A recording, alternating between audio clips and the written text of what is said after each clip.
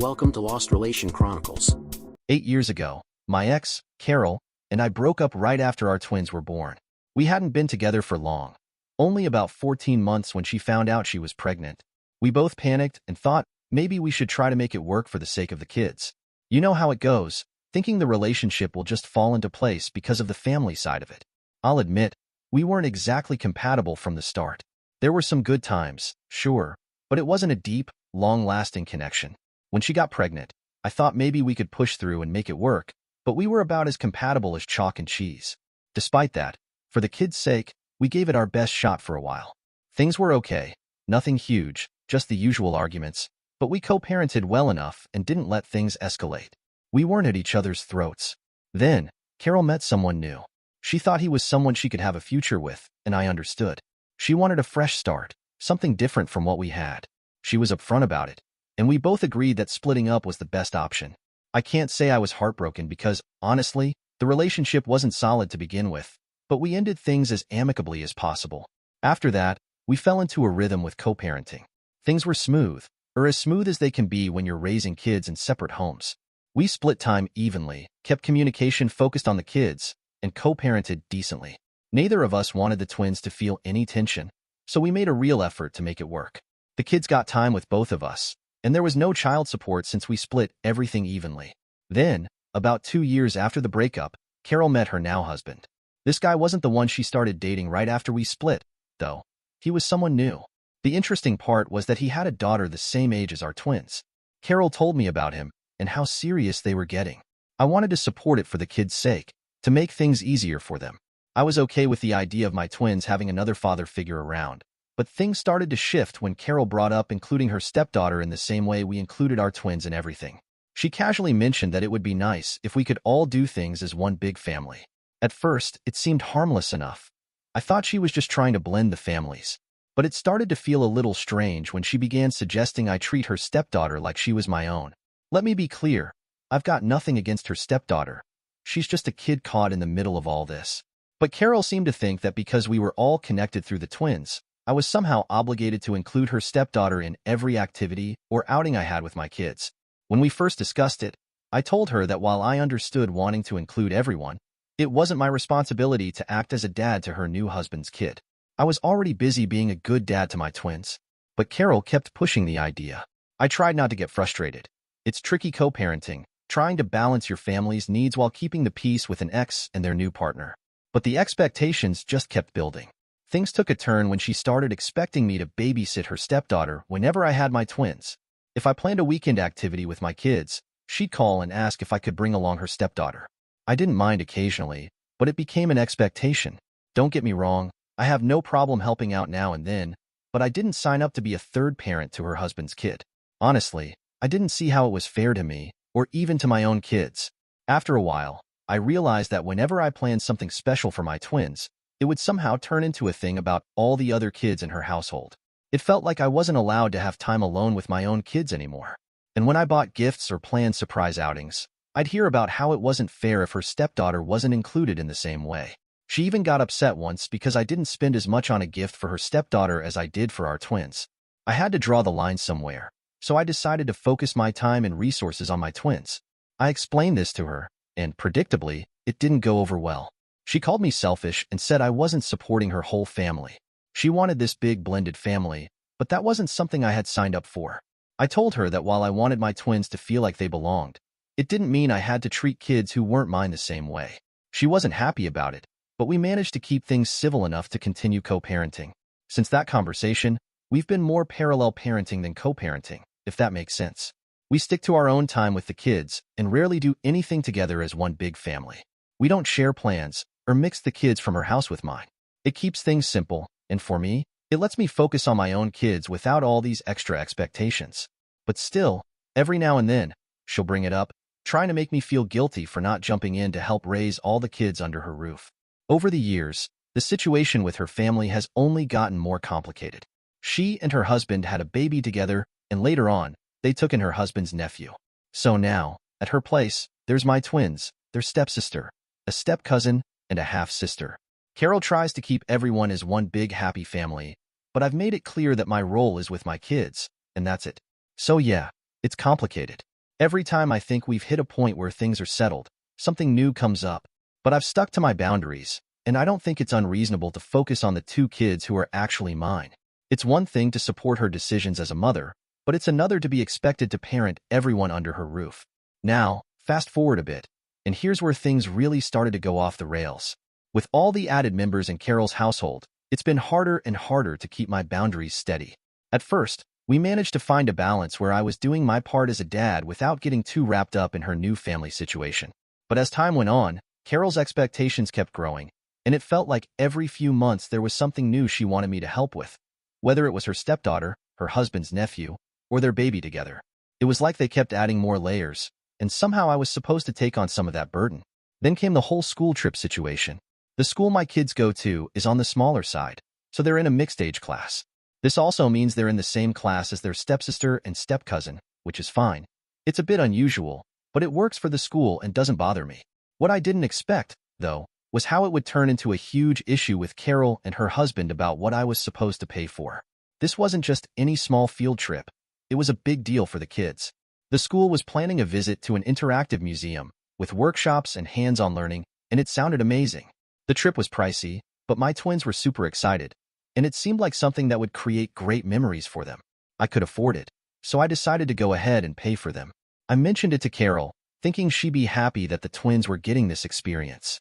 But when I brought it up, she got oddly quiet and then flat out said that if the other kids couldn't go too, it wouldn't be fair. At first, I thought she was joking. There's no way she actually expected me to pay for the other two, right? But no, she was dead serious. She said it wasn't right for my kids to go on this luxury trip if her other kids couldn't go as well. I tried to stay calm and told her I was paying for my twins because they were my responsibility. I even suggested that maybe she and her husband could fundraise or save up for the other kids if it was so important to them. But then she hit me with the whole, think about how they'll feel watching your kids go while they stay behind argument. She claimed the whole household would fall apart if the kids didn't all have the same experience. And that's when things started to get really heated. Then her husband jumps in, saying it's unfair to treat the kids differently. Now, I'm all for fairness, but there's a limit. His stepdaughter and nephew aren't my responsibility, and I'm not made of money. So I asked him straight up, why is it my job to pay for all the kids in your house? He just gave me this look like I was the one being selfish. Then he goes off on a rant about how they're all supposed to be siblings and how I'm sabotaging their family. Look, I get it. No kid wants to be left out. But at some point, they have to realize I'm not their dad. Carol made the decision to bring in these other kids, and now she has this whole new family setup. That's her choice, but I'm not going to be guilt-tripped into paying for every single kid she takes in. What really set me off, though, was when they started making it sound like I was being cruel. They said this would damage the kids' relationships, and if our twins and their stepsister grew apart because of it, it would be my fault. I mean, come on. I'm just a dad trying to do something nice for my kids, and somehow it's turned into this big family drama about what I'm not doing for kids that aren't even mine. So I said, look, I don't think it's fair to expect me to cover everyone's expenses. This trip is a treat for our twins. It's during my time with them, and I want them to go. I don't see how that's being unfair to anyone. But Carol just kept going, saying that if our twins go and the other kids don't, they'll feel like they're being treated as less than, and I should care about that. Her husband even tried to bring up family unity and said if the kids end up resenting each other, it'll be my fault. At that point, I was honestly just over it. This isn't about family unity. It's about them trying to make their financial choices my problem. It's not like they're struggling either. They have decent jobs. If this trip means that much to them, they could find a way to make it work without relying on me. I'm not responsible for stretching my finances to make up for what they can't or won't do. The whole argument just kept going in circles. They kept insisting how unfair it was and how I should think about the family, but I stood my ground. I told them it wasn't my fault they couldn't afford to send the other kids, and I wasn't going to let them guilt-trip me into paying for it. That's where we left it. But I could tell from the look on Carol's face that this wasn't over. Honestly, I walked away from that conversation feeling both irritated and confused. No matter how much I tried to explain that I wasn't responsible for all her family's kids, they just weren't hearing it. Somehow, my focus on my own kids had become an issue, and I was being painted as the villain in their family drama. It's honestly exhausting. I just wanted to do something nice for my twins, and now it's this massive issue about fairness and family unity. It feels like I'm walking a tightrope where every little decision could spark another argument. All I wanted was to give my kids a fun experience, but apparently, that's too much to ask. So after the whole argument about the school trip, I thought that would be the end of it, at least for now. I thought I'd made it clear I wasn't paying for all the kids, and I hoped Carol and her husband would just drop it. But nope, they weren't about to let it go without another round. What happened next completely threw me off guard. A few days after the trip argument, I get a message from Carol saying she wants to meet up to talk. I knew this wasn't going to be a friendly chat, but I figured it was better to get it over with than keep going back and forth through text. I agreed, and we set a time to meet at this small diner that was about halfway between our places. She showed up, and right away, I could tell this wasn't going to be a quick chat. She had that serious look on her face, the one where you know they've rehearsed what they're going to say. She sat down and immediately started with, "I don't think you're understanding the situation," and I was thinking, I think I understand it just fine. I'm paying for my kids, and that's it. But I let her talk. She went on about how I needed to look at the bigger picture and how this wasn't just about a school trip. It was about setting a standard for how we'll handle things going forward. I guess she thought if she framed it as this big family philosophy, I'd feel obligated to agree. Then she started saying how this trip was just one example and that in the future, there would be other activities, events, maybe even family vacations, and we needed to be on the same page about treating all the kids equally. I couldn't believe it. I was thinking, is she seriously suggesting that I pay for family vacations for all her kids now? But I just listened, trying not to react too much because I knew that if I got too heated, it would only make things worse. Then she brings up the fairness argument again, saying that if my kids get to do these things and the others don't, it will cause resentment. She even went as far as saying it could damage the kids' relationships with each other, that they would grow up feeling unequal and it would tear them apart. I was sitting there thinking, they're already different kids from different families, with different lives. Why is this suddenly my problem to solve? When she finished, I tried to keep my voice calm and told her that I understood she wanted all the kids to feel equal, but these weren't my kids, and they weren't my responsibility. I reminded her that we've been doing this parallel parenting thing for a while now. She handles things on her end, and I handle things on mine. But apparently, that wasn't enough anymore. That's when she dropped the real kicker. If you really cared about the kids' well-being, you'd want to support the whole family, not just your kids. She kept going on about how I needed to show good faith by stepping up for the other kids as well. I almost laughed out loud because it felt so absurd. Since when did supporting my kids mean taking on everyone else's kids too? At that point, I felt myself starting to lose it. I told her, look, I do care about my kids' well-being. That's why I'm willing to do these things for them. But I'm not going to let you guilt-trip me into paying for kids that aren't mine. She didn't like that one bit. She got defensive and said I was being selfish and not thinking about how this would affect the kids in the long run. I fired back, how is it selfish to just take care of my own kids? You made the choice to add these other kids into your household. That's not on me.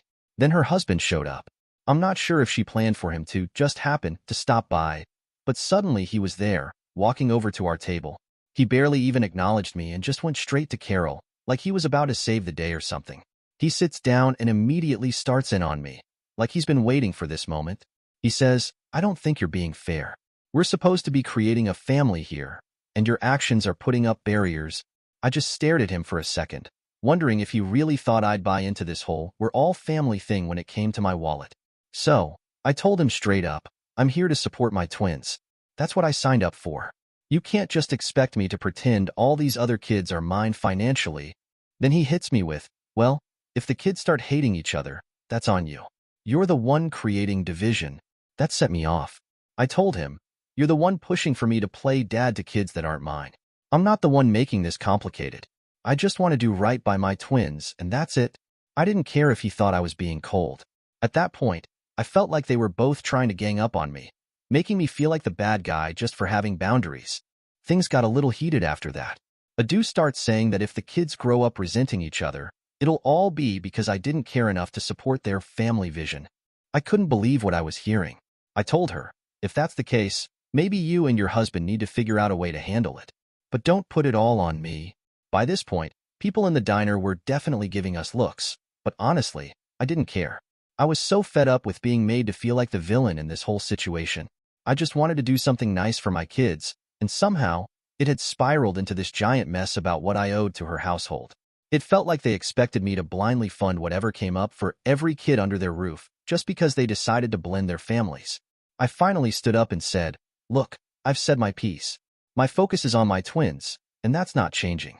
If you want everything to be equal, then maybe you need to take a look at what you guys are doing, not what I'm doing. But I'm done being the bad guy here.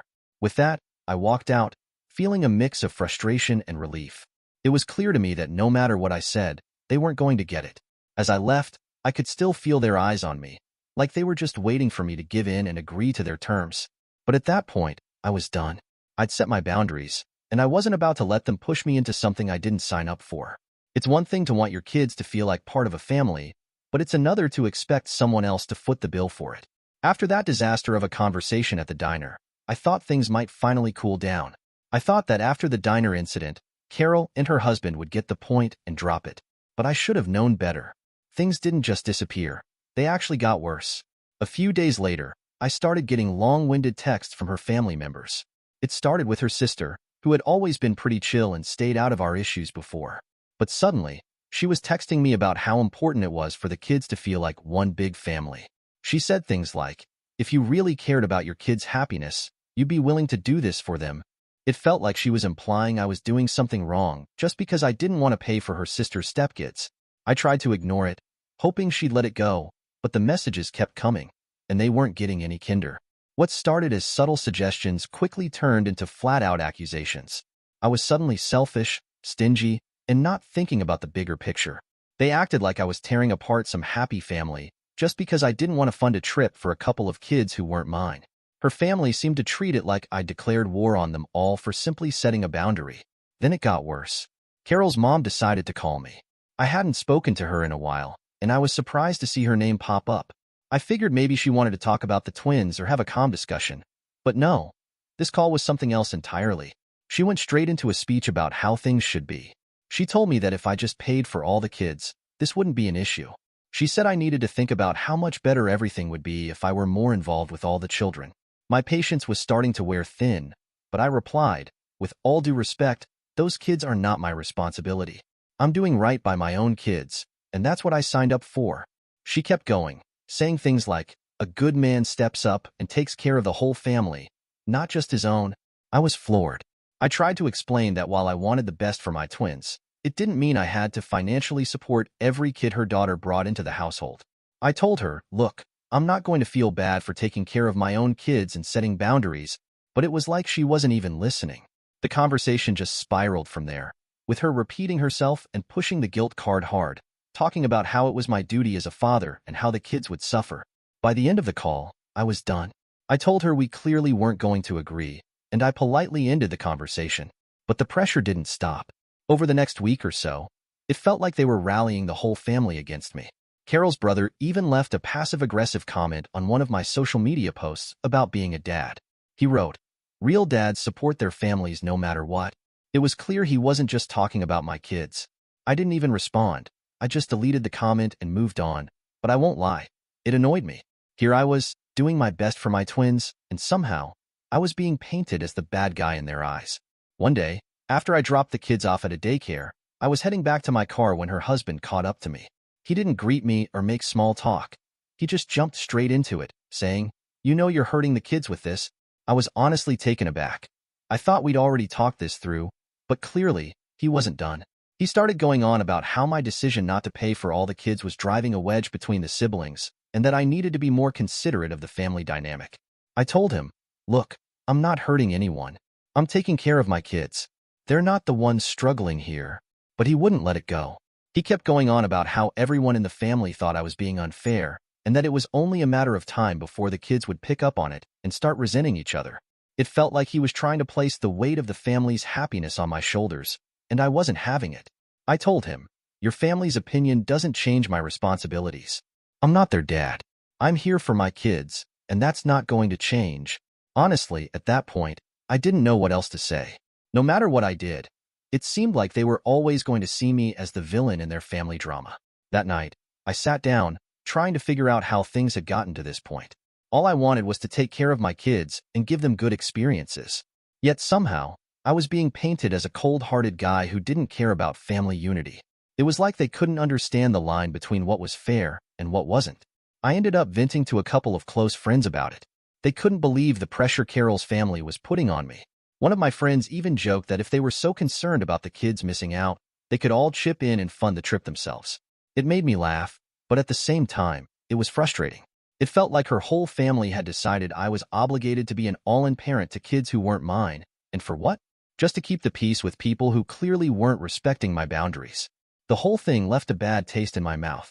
I was getting texts and calls from random family members, all pushing the same line, and I was so over it.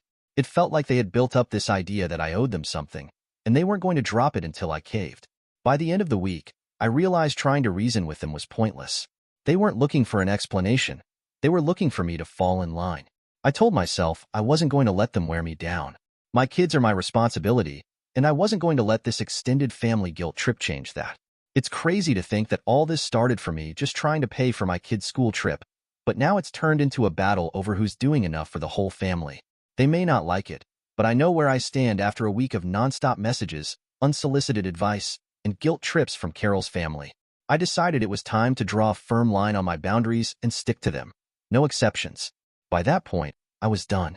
It was clear to me that no matter how much I explained myself, they weren't going to understand. They were all fixated on this idea of a big, happy family, and apparently, I was the one standing in the way because I refused to pay for every single kid they added to their household. The first thing I did was talk to my twins about the upcoming trip. I wanted to make sure they were still excited and didn't feel awkward because of all the drama. I didn't want them to feel guilty or responsible for any of it. I kept it simple and told them, hey, I'm really looking forward to this trip for you guys, and I want you to know that this is something special for just the two of you. I didn't go into the messy details, but I needed them to understand it was okay for them to enjoy something just for themselves. They both seemed relieved. They definitely picked up on some tension. Kids always do. But they seemed happy and excited about the trip. I could tell they didn't feel bad about it, and that was a huge weight off my shoulders. I wanted them to know they deserved nice experiences without feeling responsible for anyone else. With that settled, I knew I needed to set a clear, firm boundary with Carol and her family. Not just a vague, I'm only paying for my kids kind of boundary, but a real, unmistakable line they'd understand. So, I called Carol. I kept it calm and straightforward because I didn't want this turning into another long, drawn-out argument. I basically told her, look, my role as a parent is to support my twins. I'm here for them, and I'm doing what I can to give them good experiences, but that doesn't extend to other children who aren't mine.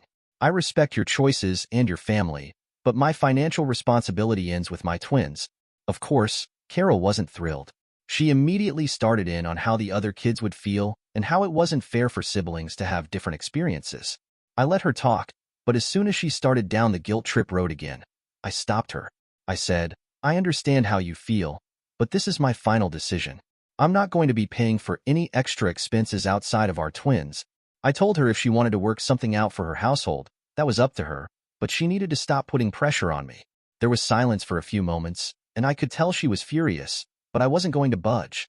I could almost feel her gearing up to make one last attempt, but she must have realized it wasn't going to work.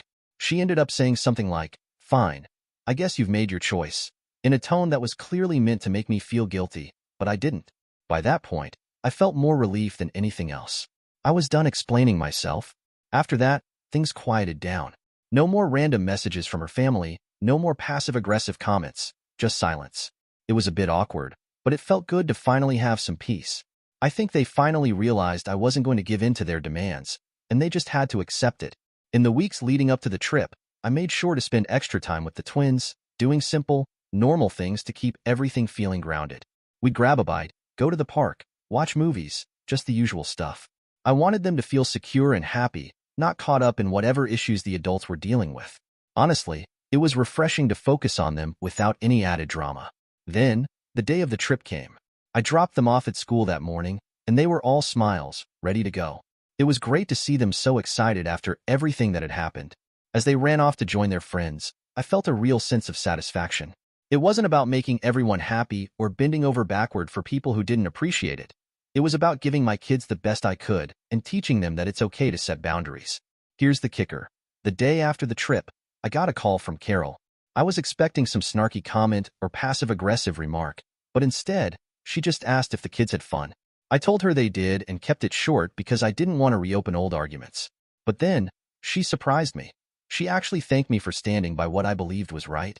She said, I didn't agree with you, but I respect that you stood up for yourself and your kids. I was honestly shocked. I didn't expect her to come around, but there it was. It wasn't an apology, but it felt like some kind of acknowledgement that maybe I wasn't the villain they'd all painted me to be. Since then, things have been much more peaceful. I don't hear anything from her family anymore, and it feels like we've reached a new level of understanding. We might not agree on everything, but we've both accepted our roles in the kids' lives. And honestly, I think it's made me a better dad. Now, I'm not constantly second-guessing every decision, wondering how it'll affect her household. I'm just focused on what's best for my twins. In the end, this whole situation taught me something important. Setting boundaries isn't just about saying no to others, it's also about saying yes to my own peace of mind. I've learned it's okay to prioritize my own family and not feel guilty about it. If others don't get it, that's their problem, not mine. So, yeah, things are in a good place now. The twins are happy, I'm happy, and it feels like we're finally moving forward without all the extra baggage. I've made it clear where I stand, and I think even Carol and her husband have come to respect that. It's not perfect, and I'm sure there will be bumps down the road, but at least now I know I can stand my ground and make decisions that are best for my family without getting lost in everyone else's expectations. A few weeks after things had settled down, I thought maybe I had heard the last of the demands. But then Carol hit me with something new. She started talking about the twins' living situation at her place, saying they didn't have the same comforts they had with me. At first, I thought she was just venting, but then she started hinting that I should do something about it. Turns out, she wanted me to buy a house. Not for me, but for them. She said it wasn't fair for the kids to go back and forth between two totally different living standards, and that it could hurt their self-esteem if they felt like they were lacking at her place. I was trying to process if she was serious, and yep, she was dead serious.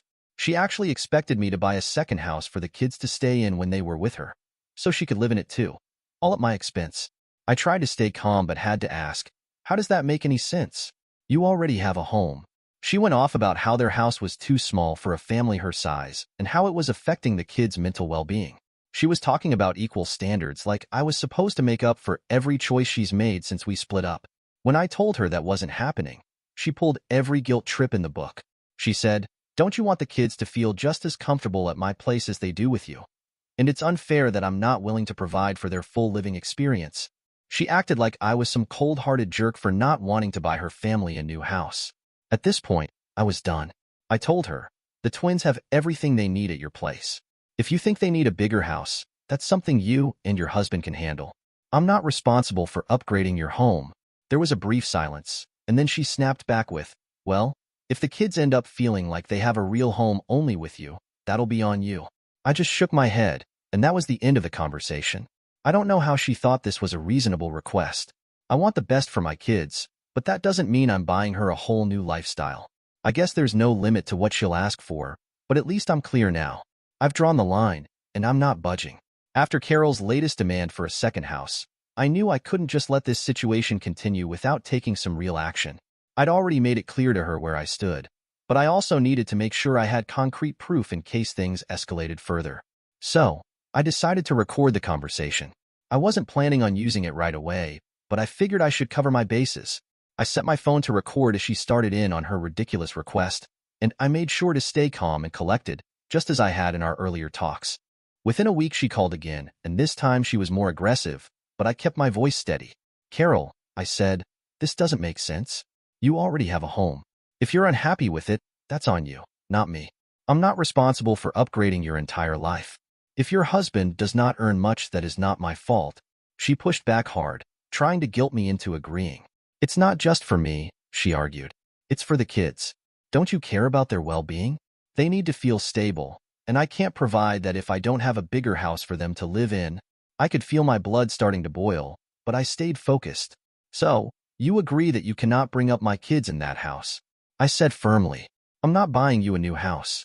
That's not happening." She threw in one final guilt trip. "Well, if the kids grow up feeling like they only have a real home with you, that's on you, not me." I shook my head, trying to keep my composure. If they need to have a better home, then why should I not have the full custody? But buying you a new house, that's not going to happen. This conversation is over. I didn't say anything more after that. I knew I had to take action now. A few days later, I consulted with a lawyer. I wanted to make sure I was fully prepared to protect my kids. The lawyer listened to my side, and then we discussed how best to approach this situation, especially with Carol's ongoing demands and the impact they were having on my twins. "We need to gather proof," my lawyer advised. "Not just of Carol's unreasonable requests, but also of her and her husband's ability to provide a stable environment for your kids. If you have any recorded incidents or communications like this one, It could be crucial in court. I took the lawyer's advice seriously. I gathered all the messages, emails, and texts where Carol had made similar demands. I even provided proof of how she had been trying to guilt-trip me for years, especially around the financial responsibilities for the children. I also documented other incidents where I had concerns about Carol and her husband's ability to meet the twins' needs, both emotionally and financially. It wasn't long before the custody case was filed in court. When the hearing day finally arrived, I was prepared. I had the recordings, messages, and documents laid out. My lawyer presented everything in a clear, organized way, showing how Carol had been pressuring me for financial contributions beyond my obligation as a father. We also highlighted the fact that Carol and her husband's living situation was unstable, with constant financial struggles, and that they had a history of making poor decisions that affected the kids' well-being. Carol, of course, fought back. She stood up in court with a tearful expression, trying to paint herself as the concerned mother. "Your Honor," she said, "I've been trying my best to give my kids a good life, but my ex-husband refuses to help me provide for them. How can they feel secure when they're forced to live in two separate worlds? I'm doing everything I can to make their lives better, but he won't support us." The judge listened patiently but remained unfazed.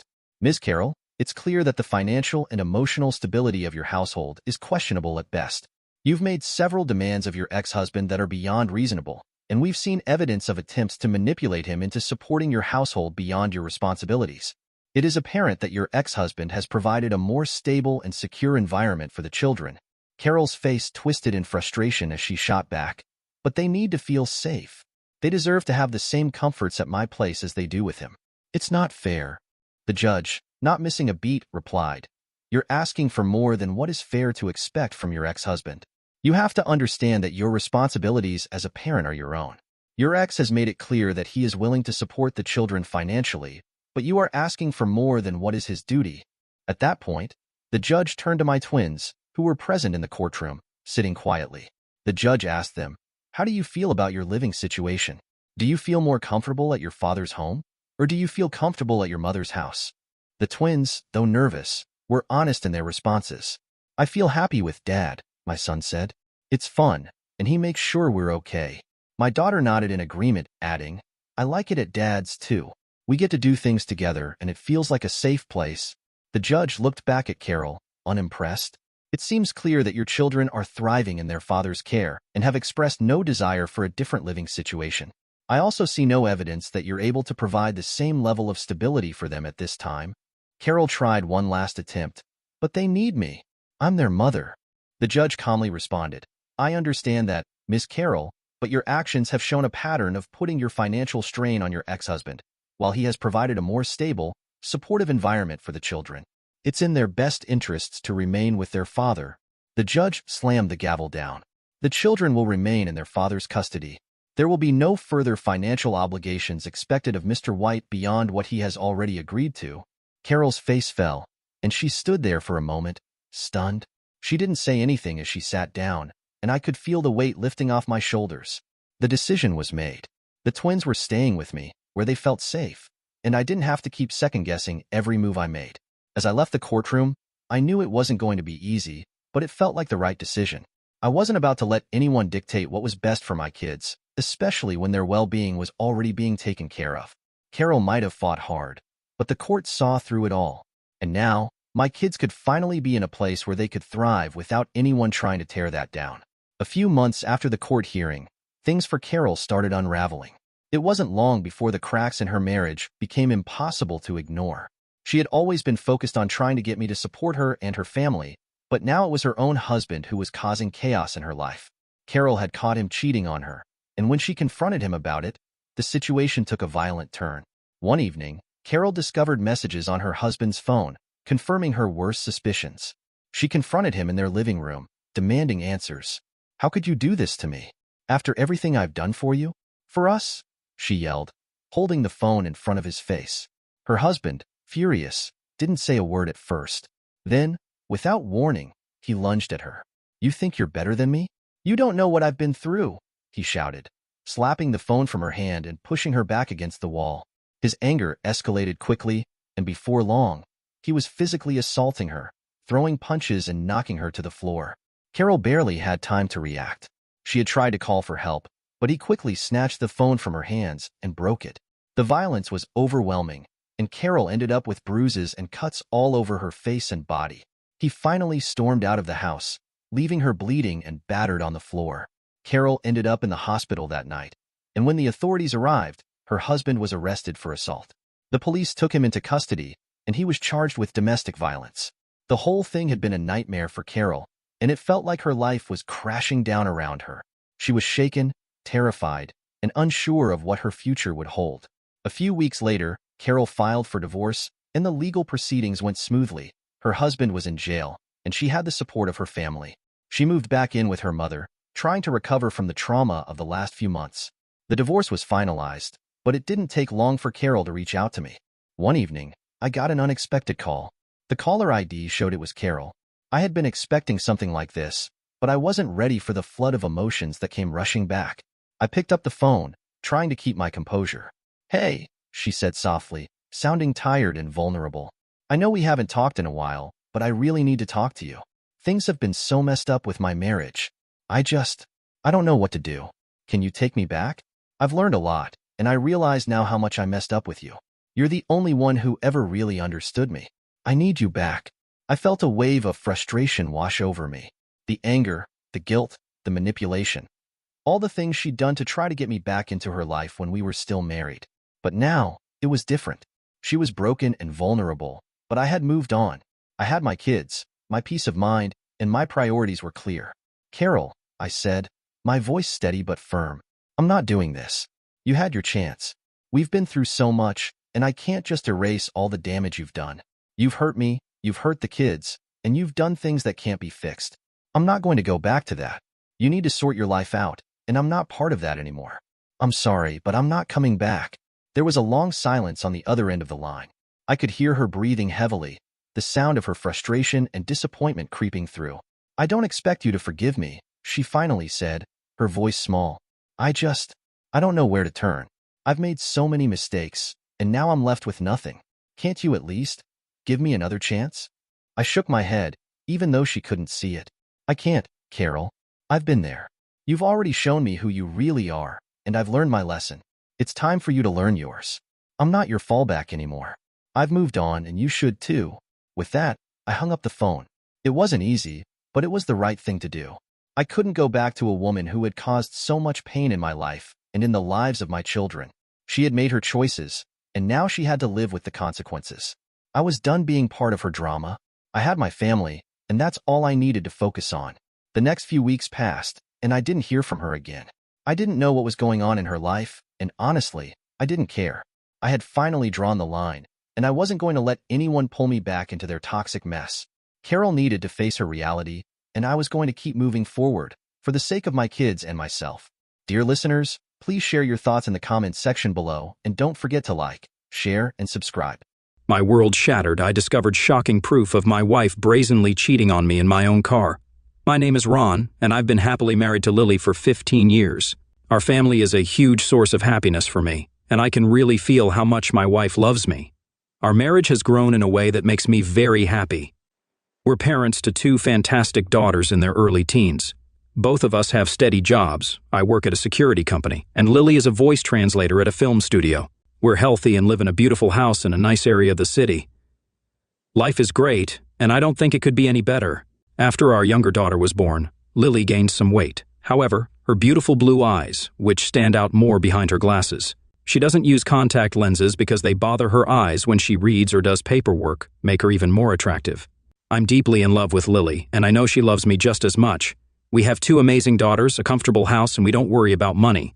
Everything was perfect in my life. But then, something bad happened after 15 years of marriage that could change everything and ruin my once perfect and happy life. Lately, Lily began a routine of hanging out with her women colleagues at various bars every other Friday. They rotate among 3 or 4 places they like. She goes out these Fridays to chat and relax after work, as she often tells me. I'm okay with her going out by herself. I get home by 4:30 every day to look after our daughters.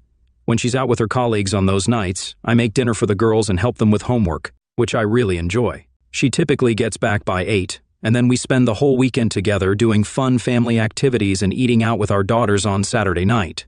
But in recent months, she's been getting home later, around 10, on these girls' nights, and I've noticed she's had a few drinks. I didn't bring it up because she's still the same affectionate wife she's always been. Every time she returns from those nights out, she has this special smile that makes me want to hug her. I understand that her time with friends is her way to unwind and forget about a tough work week. I convinced myself it was just harmless fun with her colleagues, even if she started coming home later than before. Then, a few weeks ago, on a Monday morning, I received an email from someone who signed it as a friend. I almost deleted the message without reading it, but I decided to give it a second thought. The email said they were at the Black Crow last Friday and saw Lily enjoying herself with a group, especially dancing with a man from her group. They attached a picture taken with their cell phone, asking me to examine it closely. This email had already planted doubts in my mind, and I feared what I might find out. Despite knowing Lily danced during these outings, the email mentioned male co-workers, something she never told me. I always thought it was only her female friends. Even though she could have been dancing with someone already at the Black Crow, not part of their group, a lump formed in my throat, and I started feeling uneasy about the whole situation. Despite my reservations, I opened the attachment. The moment the picture appeared, I noticed it wasn't perfectly centered, suggesting the photographer was cautious to avoid being seen. I observed my wife's co-workers, both male and female, sitting at a long table in the background. The picture was somewhat blurry, but I could still make out my wife on the right side of the dance floor. She wore her beige blouse with red flowers and green leaves along with matching brown slacks, the same outfit from her last girls' night out. So I deduced the picture was taken the previous Friday when she arrived home later than usual at 10:30, giving me a hug and her usual smile. In the photo, she was on the dance floor with a tall young man, embracing tightly with both arms around his neck. To say I was shocked would be an understatement. I couldn't recall ever dancing like that with Lily or any other girl in public. The man's lower body pressed tightly against her, and it seemed she could feel his hardness rubbing against her. He had to be aroused, as it's impossible not to be in that situation. Strangely, Lily didn't seem bothered. On the contrary, she appeared happy, pushing herself against him as they locked eyes. My wife, the mother of my daughters, was in the arms of a stranger, behaving provocatively in public. I couldn't believe what I saw. She wouldn't dance with me like that in public. Why was she letting a stranger act this way? Or was he truly a stranger? Doubt firmly took hold in my mind and grew fast beyond my control.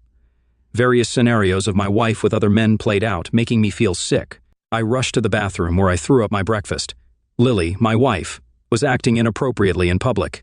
Was she having an affair? How could she do this to me and our two daughters? Many questions flooded my mind. Who was that man? Did they work together?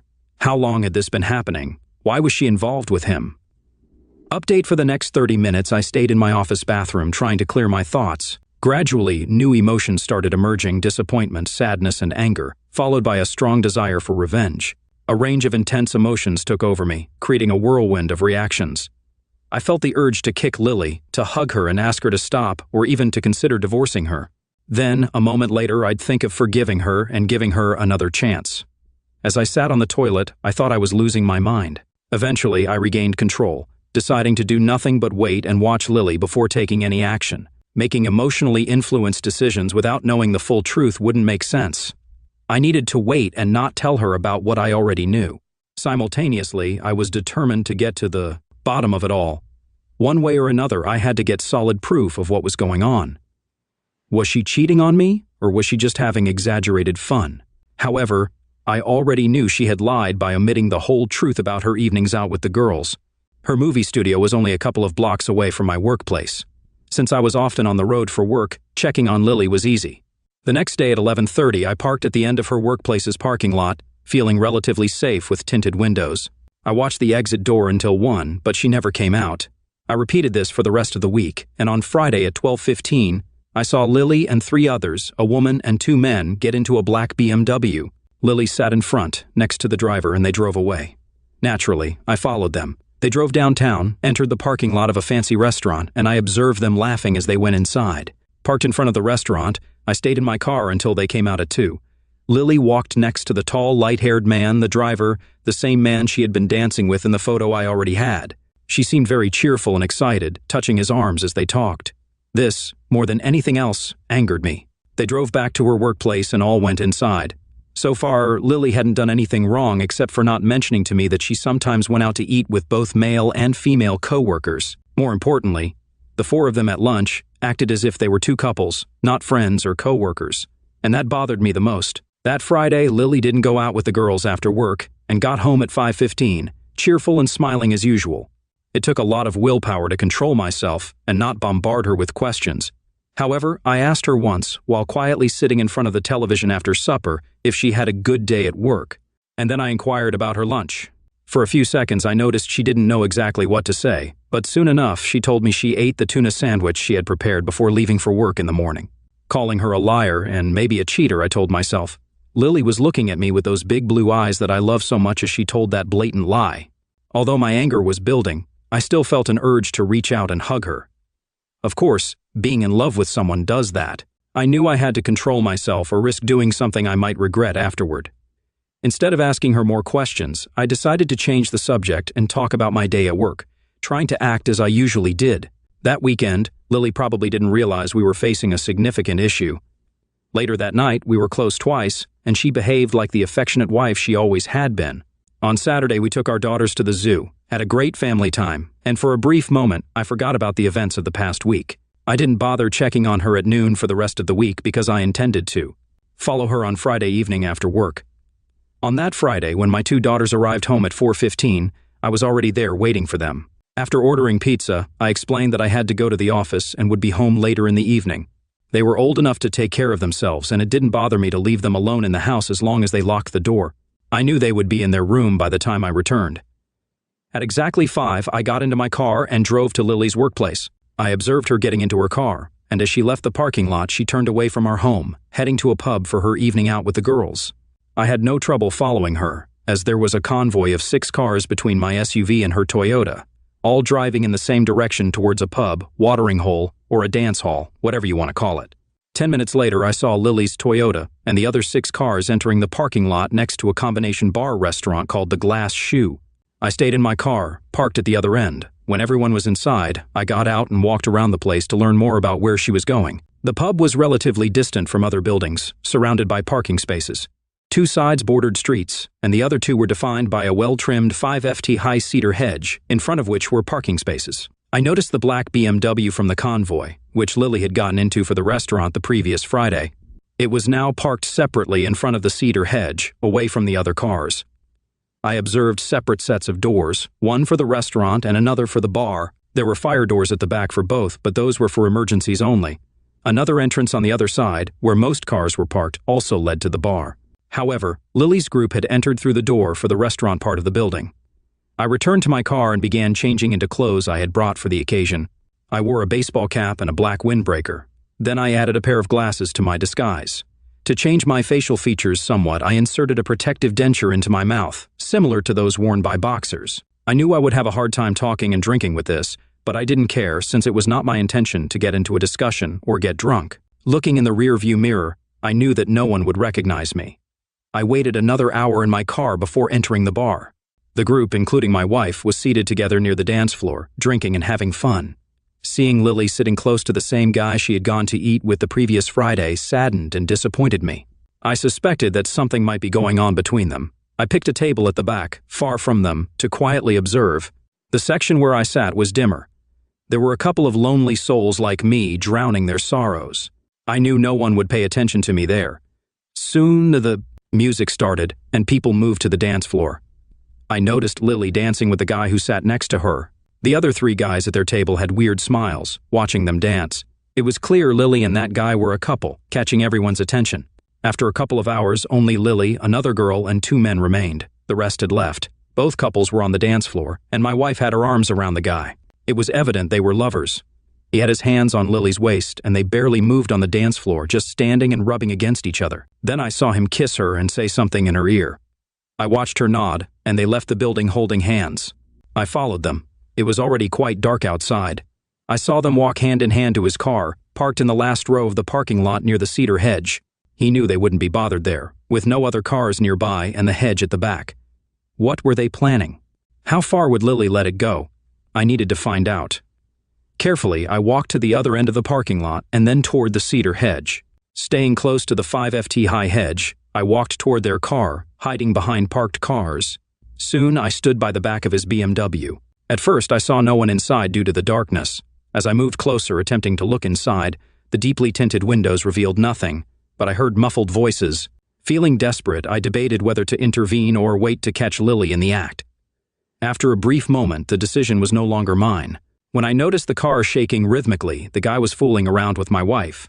I couldn't contain my rage. I yanked the door open, flooding the car with light, revealing my wife, Lily, lying on her back with her lover on top of her, caught red-handed. Having removed my disguise, Lily's eyes met mine, her expression shifting from bliss to shock in seconds. She mumbled an apology, urging me not to act rashly. Then, with urgency, she declared it meant nothing and asked me to wait for her, claiming she was going home. Slamming the door shut, I walked away, heading straight to my car. By the time I left the parking lot, Lily was already halfway to me, shouting for me to wait. Update: Lily arrived home less than 5 minutes after I did, appearing disheveled with messy hair and crumpled clothes.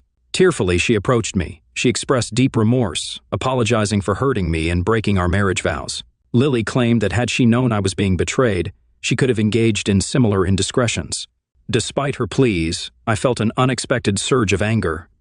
Her apologies continued as she insisted that her actions meant nothing to her, professing love for me and emphasizing the importance of our family. Overwhelmed, she cried, hiding her face and eventually sitting on the couch due to shaky legs. Dismissing her apologies, I asserted that what she did to our marriage was unforgivable and demanded to know the identity of the other person and the duration of their affair. I felt a sense of relief as she moved to the couch, removing her from my immediate presence. The urge to physically react to her betrayal lingered. She revealed the man's identity, someone from her workplace, and pleaded for understanding, claiming the affair should never have occurred.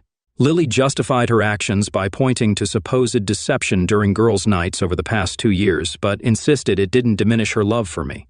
Expressing my inability to live with the public nature of her affair, I highlighted the impact on our reputation among co-workers and at social events. Lily begged for forgiveness, vowing that the betrayal would not recur and emphasizing the importance of salvaging our marriage and family. While she continued to speak, I stood up, turning away from her. I decided to leave to give myself time to think. I confronted her about destroying our marriage through her initial infidelity.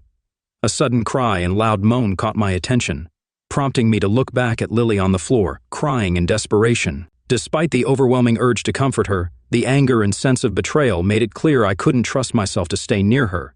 I silently left the house, spending the night in a hotel room without sleep. The next morning, I called my secretary and informed her I wouldn't be going to work for the day. I stayed in my room until noon. After grabbing a quick bite at the hotel restaurant, I passed by my house on the way to the office. There was a green Toyota in the driveway, which I recognized as Francine's, Lily's sister. At least I thought my daughters had their aunt's company, along with that of my cheating wife, providing a bit of comfort. What I didn't know then was that Lily was in the hospital. After leaving the house the previous evening and explaining the situation to her sister on the phone, Lily had a breakdown. It was only once I reached my office that I got the news. Francine, Lily's sister, called me, and we had a lengthy conversation. She explained that Lily was emotionally distressed and crying constantly. Less than an hour after I left the house the previous evening, my eldest daughter called Francine, saying Lily was delirious and I was not home. Francine then talked to her sister and promptly called an ambulance when she realized Lily's condition. Francine let me know she was still at my house, taking care of my 2 daughters for a few days. She strongly suggested that I visit my wife at Santa Mary's hospital in town. After the call ended, I was beyond shocked. Had I been selfish the previous evening? Did I abandon my family when they needed me the most? Maybe. But one thing was clear. If I stayed in the house with her that evening, there was a chance, however small, that I might have become violent due to what she had done. Yes, she wrecked our marriage, but until yesterday, I didn't see myself as someone who avoided problems. Was that exactly what I had done? Lily and I faced a significant problem, undoubtedly. But was that reason enough for me to abandon my family when they needed me? I felt terrible sitting behind my desk. I started crying, questioning if there could have been another way, a better way, with forgiveness and maybe reconciliation, a slim possibility. Of course, this mess was Lily's doing. She was entirely responsible for giving another man what should have been mine alone. However, breaking my marriage would hurt my 2 daughters too much. There had to be another solution. That's when I thought of forgiveness, with retribution. Once I recovered from the shock of learning about Lily's hospitalization, I got in my car and drove to the hospital. I had no idea what I would say to her, but one thing was certain. I was going to face the situation and find out exactly what she had done. Now I find myself lying in a hospital bed. A thought crosses my mind, recalling something my mother used to say: cheaters always face consequences, one way or another. Ron and I tied the knot when I was 20, and we were genuinely happy.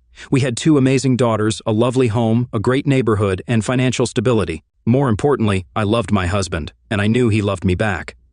When my youngest daughter turned 6, I landed a job at a film studio near Ron's workplace.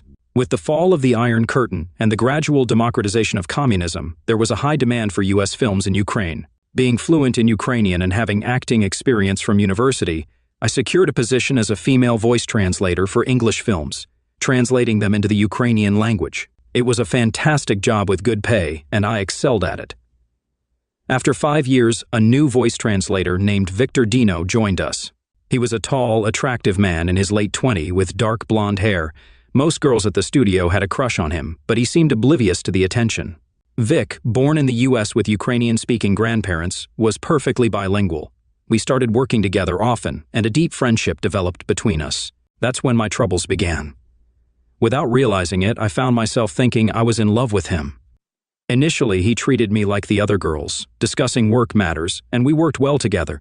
Eventually, he started joining us on alternate Fridays, and our friendship grew into something deeper. We became more than just colleagues. We became good friends. I confided in him about my life, sharing things I had never told my husband, especially when Vic began joining us at the pubs. My first mistake was not telling Ron that our girls' night out was now mixed.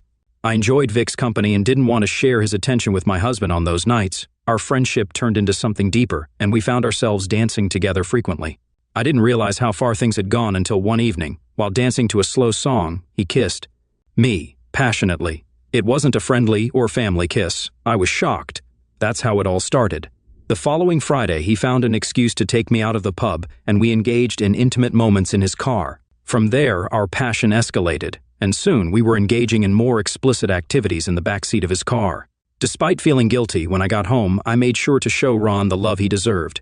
However, I failed to realize that Ron, as my husband, deserved my complete love, and I shouldn't have given any of it to Vic.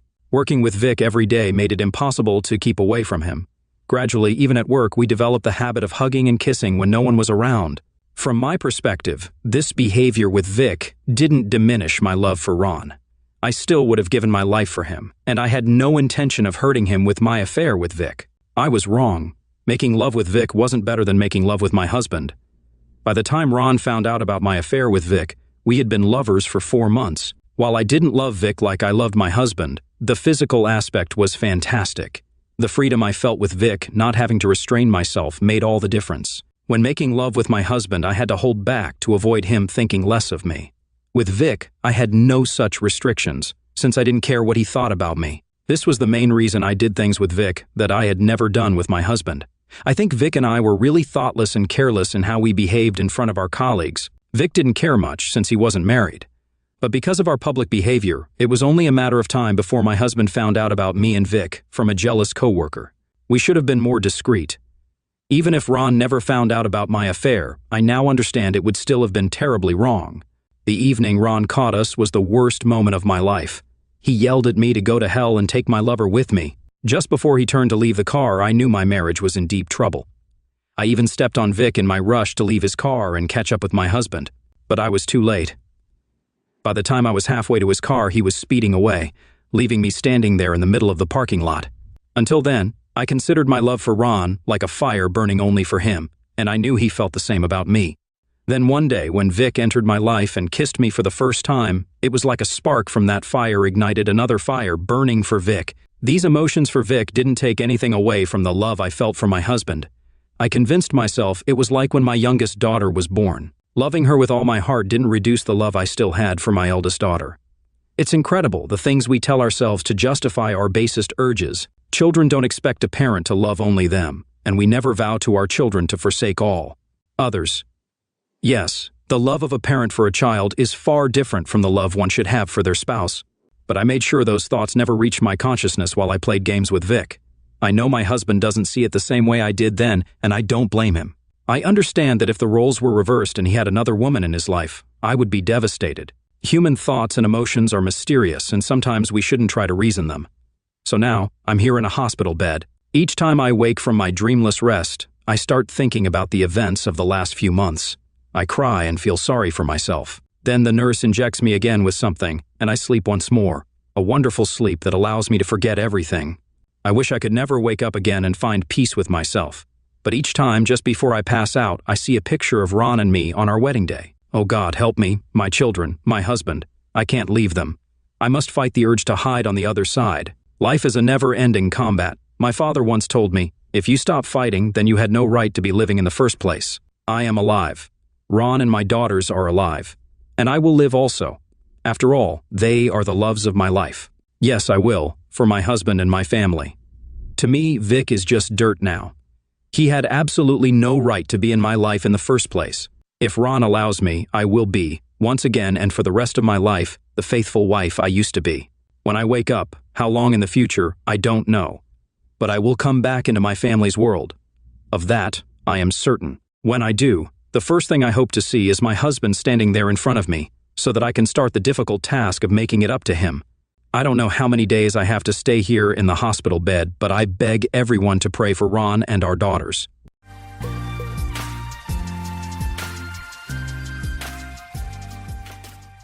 I'm a disabled veteran who, unfortunately, lost my job due to the ongoing pandemic. As a result, I'm at home while my wife continues to work. Our son was born shortly before COVID appeared, and he's now a year old. During this time, I've taken on all household responsibilities, from cooking and cleaning to doing the laundry, to ensure everything runs smoothly. I've also been looking after our 9-year-old and 1-year-old kids, helping with their schoolwork and preparing their meals. My ex-wife and I had a tough upbringing, and we both wanted to give our children the kind of upbringing we missed out on. However, she had our last child to try to save our relationship, which was failing. I supported her decision to work more for extra income, but when the pandemic started, our financial situation worsened, and we had to move in with my mother to save money and reduce her workload. I didn't know she'd been seeing someone else since March. I began to suspect in April, and by my birthday in May, I was sure. Her infidelity and lack of affection left me feeling completely alone. Now, my kids and I live with my mom, while she moved in with her boyfriend. It's been almost a month, but the pain of separation still lingers. My daughter has distanced herself from her mother, and my son shows no interest in her, not even asking for basic things like milk. They seem to have moved on from the initial pain, but I still feel terribly lonely. It's like walking beside someone, sharing a story, and then turning around to find that they've disappeared. 14 years feel like they've gone to waste. To cope with this, I've focused on training, and I'm proud to say that I've finally dropped below 200 pounds after many years. Now, my main motivation is to keep moving forward for the sake of my children and deal with my emotions. I've also started writing poetry, but since she kept lying about her ongoing connection with the other person, I realized it's pointless to communicate with her. Despite the lingering pain, I hold hope for the future. Finding a lawyer is tough because my mom has trouble finding someone she can trust. I want to be careful and have full trust in the lawyer's professional abilities. Though my brother and mother have been a tremendous source of support through all my difficulties, I'm seeking advice here. She left me for a colleague, which initially led me to plan a separation agreement and consult a lawyer, but the high cost prevented that. I've taken a positive step by attending consultations for myself and my daughter, which is a good development. To prepare for school, I've decided that she'll study reading and math workbooks to get back on track with her education. Meanwhile, I'm in thought and seeking advice. My soon-to-be ex-wife is currently in a psychiatric hospital, and while I hope for her recovery, I'm not sure it's wise for her to become more involved in our children's lives. She chose her partner over our 9-year-old and 1-year-old kids, and I'm concerned she might do the same with them at 10 and 2. While I initially wanted to support her, I'm now focused on my own recovery and not maintaining contact with her, as her progress could hinder mine. I genuinely want her to get better, but I don't want to be present in this situation.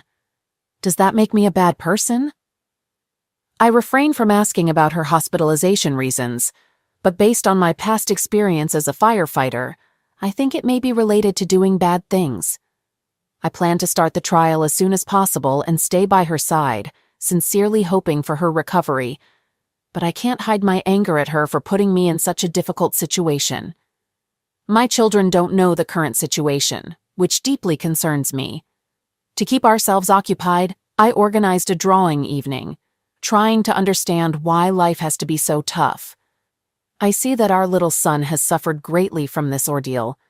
He's developed separation anxiety, which increases every time his mother visits him. Unfortunately, she doesn't seem to notice these problems appearing suddenly after several weeks of absence. This situation is unbearable, and dealing with it alone is incredibly difficult. I miss the person she used to be, and it's a tough journey. Our daughter still unconditionally follows her mother's example. She admires her and wants to be like her. I understand that she feels some resentment due to the current circumstances, but I can't fully grasp her emotions. Over the past 2 months, my ex has visited them 4 or 5 times, even allowing them to spend the night at her new place. However, her messages to our daughter are one-sided, with all the conversations initiated by her. Upon reflection, I realized that I had overlooked these signs for a long time. It seemed like our daughter constantly showed disinterest, barely noticing my presence and responding with only one word. I chose to ignore this, but now I see that all the signs were there. Her mobile phone was always face down, and she often found excuses to go back to work, showing a lack of interest in communicating with me. During that time, I played the role of a babysitter, while she enjoyed parties and a full-fledged relationship with her boyfriend. I finally realized this on my birthday, when she did absolutely nothing, even though she had always shown care and effort. This led me to start an investigation, and I discovered she had been dating her colleague since March. In February, we went on a family trip, and at that time, I thought everything was fine. But I've learned to trust my instincts and not be blinded by her actions again. Despite this, I genuinely hope she finds well-being and happiness for the sake of our children. I remain committed to prioritizing our children. In an effort to maintain a healthy co-parenting dynamic, I've decided to avoid contact with her and focus solely on our children's issues. Unfortunately, she keeps trying to reach out to me as if nothing has changed. Despite my initial attempts to respond politely, I've become increasingly upset and responded with anger and hostility as I'm not ready to talk to her yet. Before cutting off contact, I frequently sent her photos of our children, hoping she'd understand she was leaving. It appears her relationship with her partner didn't work out as expected, and she's now in the hospital. She wants to play a more active role in our children's lives, but it's challenging since she lives an hour away and has a busy schedule. I used to support her after work, but now I refuse to be her backup. I know my worth, and I deserve more than being someone's second or third choice. Once she emotionally recovers, we can work on a healthy co-parenting dynamic. I won't save her now as I couldn't do it before. After speaking with her hospital doctor, I learned she'll be discharged soon. While I feel guilty, I believe she should find her own way since she chose to leave me and the children. The thought that she might do bad things herself causes me great anxiety, making it hard to breathe. Additionally, my ex's partner in love affairs tried to contact me on Facebook, but I blocked him and took a screenshot as evidence, breaking my rule of no contact just to inform my ex. She showed no interest or concern and didn't feel it was her responsibility to deal with him. Technically, it isn't. I hoped she would resolve this issue on my behalf, but instead, she explained at length how she was trying to improve the situation for the sake of our children. This incident taught me a valuable lesson. Never break the no-contact rule, even if something hurts you. I've done well with this, maintaining a month of no contact. I'm still upset that a certain person is trying to follow me, but honestly, I don't care about him at all. My anger is primarily related to the consequences of my relationship with my ex, and such situations only hinder my progress. I'm consumed by deep anger and resentment towards the woman I once thought I'd love forever. Thoughts of her often visit my mind, and every time they appear, I utter curses after them. I'm not that kind of person, never harboring ill will towards others, but my ex-wife's presence makes me furious. The hardest part is maintaining a facade of consent in front of my children. Though I refrain from mentioning her, there are times when my daughter remembers her name, and in those moments, it takes all my strength not to speak ill of my ex and remain indifferent. I don't want the person she left me for to hinder my progress. While he took my wife, I've firmly decided not to let him obstruct my path. I'm determined to protect my emotional well-being from their interference. Despite them not being very pleasant people, I want them to stay away from me and my children. On weekends, my daughter and I enjoy movie nights, and during the week, my son and I go for daily walks while his sister is at school. Being a dad brings me great joy, but it leaves me with very little time for myself. My days are filled with training, and the only adult I truly trust is my Veterans Affairs consultant. Right now, my main focus is on treating post-traumatic stress disorder. My constant thoughts about my ex make it hard for me to concentrate on my responsibilities, especially in raising our children. It's painful to realize how taken advantage of I feel. In the past, I devoted so much to support her career climb. I was by her side during her long work hours and even gave her foot massages when she returned. All I'm left with now is a sense of worthlessness, as if my efforts meant nothing. I wonder if others are going through a similar situation, and, if so, how they're managing.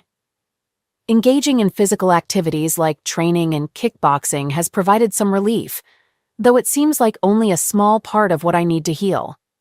In an attempt to move forward, I registered on the Match website, even though I recognize that I'm not emotionally ready for a new relationship. Recently, I made the decision to step out of my comfort zone and be more honest with myself. Recovering from infidelity is undoubtedly a tough journey. A few months ago, I came across a book called Stop Being Mr. Nice Guy, which delves into the white knight theory and ways to overcome it. Reflecting on my past actions, I can acknowledge that I fell into some of these traps, but I don't believe that my actions were solely driven by the desire to earn knight points. After my service in the Army, I continued to maintain the uniform and ensure everything was in order. It had become second nature to me, perhaps in the hope of easing my partner's work fatigue even just a little. Ultimately, I've always been someone who likes to solve problems and find solutions, with or without her. I feel that being considerate and helping others ultimately didn't benefit me. I've always been the kind of person who leaves a situation cleaner than I found it. While serving in the fire department, I lived with other guys and learned how to clean up after myself. However, I began to realize that maybe I was too kind. But is it a bad thing to appreciate kindness? Unfortunately, it seems challenging to come across truly kind individuals, but it appears to be common to encounter pain. It's disheartening to see my ex pursuing a new lifestyle, especially when, after just 6 months, she's already seeking full custody of our children and spousal support. I'm eagerly anticipating the upcoming trial. Currently, my primary thoughts revolve around post-traumatic stress disorder, the well-being of our children, and my hidden anger towards my future ex-spouse. While I mainly focus on the first two, I wish for time to pass more quickly. I understand the importance of being present in the moment, but it's tough for me to shake off this feeling of emptiness within. Recently, my wife told me that our daughter had expressed an interest in self-mutilation due to her refusal to communicate with her. Throughout November, they didn't communicate. A few days later, a deputy sheriff called me, requesting that I surrender a firearm registered to my wife, as she's not allowed to have it. This situation makes me question whether my attempts at reconciliation are naive, even though I removed the block after she revealed her thoughts about doing bad things. Believing that such statements should be taken seriously, we resumed correspondence. However, I suspect she's still spending time with her boyfriend and using this situation as a way to spend time with our kids. Given these circumstances, I understand the need to approach her words with caution and a great deal of skepticism. Despite this, I'm uncertain about the sincerity of her intentions. If she were to end her current relationship, regardless of whether she's with him or not, I would consider reconciliation. However, I'd require her to continue with the divorce process according to plan and provide written confirmation of my full custody of our children. I've already filed my response to her divorce application, and we're currently awaiting a court date. I also suspect that she's aware of her unfavorable position in court, which may worsen her situation. She mentioned that her family no longer communicates with her, a fact I can confirm since I'm still in touch with many of them. Furthermore, she expressed a desire to find a job in our city, which I hope she'll consider. Tonight we took our kids to the movies. The therapist who's helping our daughter expressed concerns about her engaging in, so I took swift action. Even our 1-year-old child is overjoyed that his mother has returned to him. Personally, I feel emotionally distant. On the flip side, I'm using the dating app Bumble, and while I've had some decent connections, nothing serious has developed. There are a few people I'd like to form deeper connections with, but the reality is that most people aren't eager to get involved with someone responsible for raising 2 children. What's more, I worry about the possibility that after months of building a meaningful connection with someone, my daughter might reject them.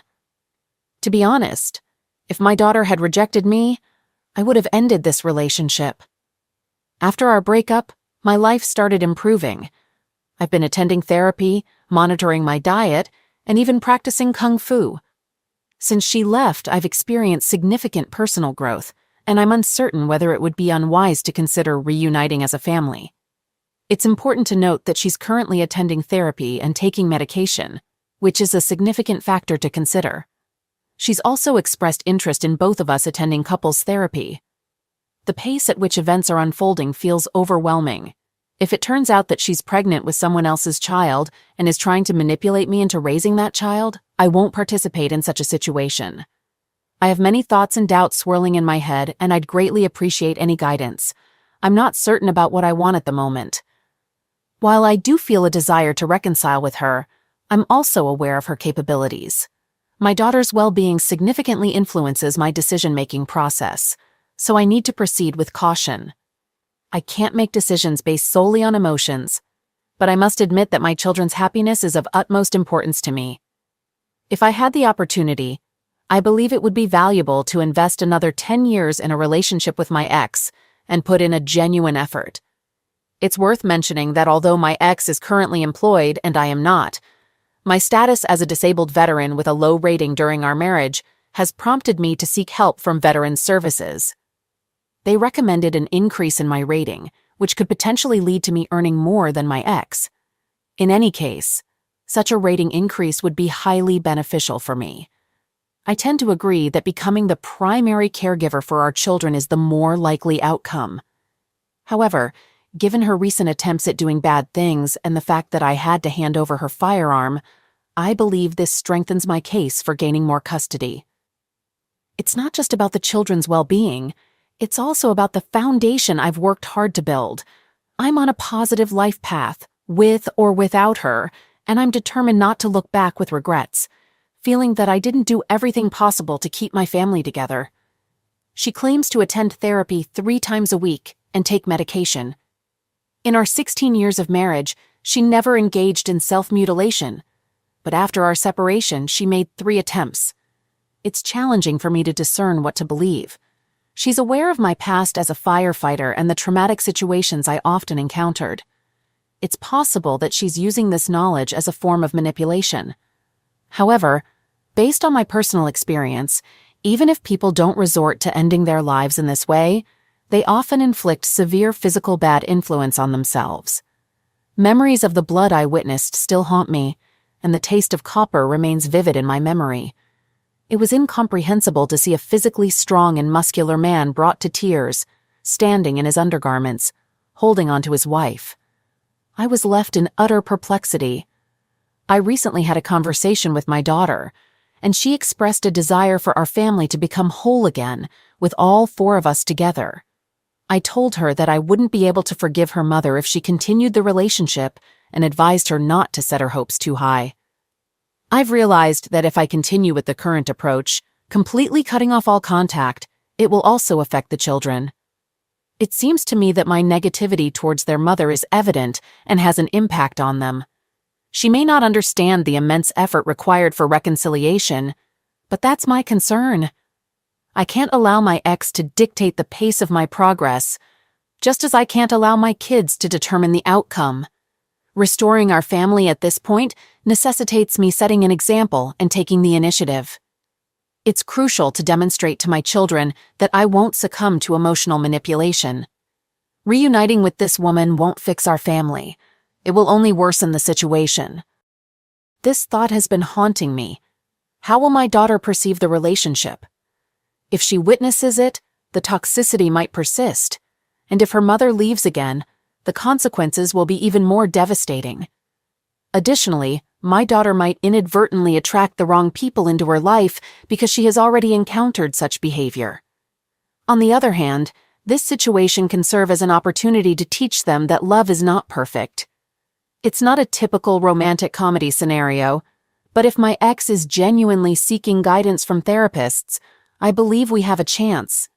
Even if the likelihood of success is just 1%, I'm willing to attempt to restore our family. Of course, I understand perfectly well that all of this could backfire. I realize that if I don't make changes and if she doesn't improve, our relationship is undoubtedly destined to fail. However, if she continues with therapy, takes her medications, and finds self-awareness, we have a chance to overcome everything. In the future, when our children have grown up, and if we decide to go our separate ways, that's something I can accept. If we assume that we're raising them properly, following the values we've set, then I'll evaluate her actions to assess her character. She claims she's no longer involved with the AP, affair partner. She states that she's been undergoing therapy and taking medication since July, explaining that her recent lifestyle hasn't been as pleasant as I assumed, and that she's been feeling sad for several months. I tend to attribute these events to her mental health disorder, so I believe it's necessary to consult with her therapist before considering the possibility of a real reconciliation. If she's diagnosed with bipolar disorder, or if it's confirmed that it was a major depressive episode and she expresses remorse, we might have an opportunity. But if she desires an open relationship, it's better for both of us to move on. I'm truly grateful for all of you for sharing your thoughts and perspectives, as it seems you all understand the pain caused by trauma. I've come to realize that she was using manipulation to push me towards reconciliation. She informed me that after our breakup, she made 3 attempts at doing bad things, and currently, she attends therapy 3 times a week.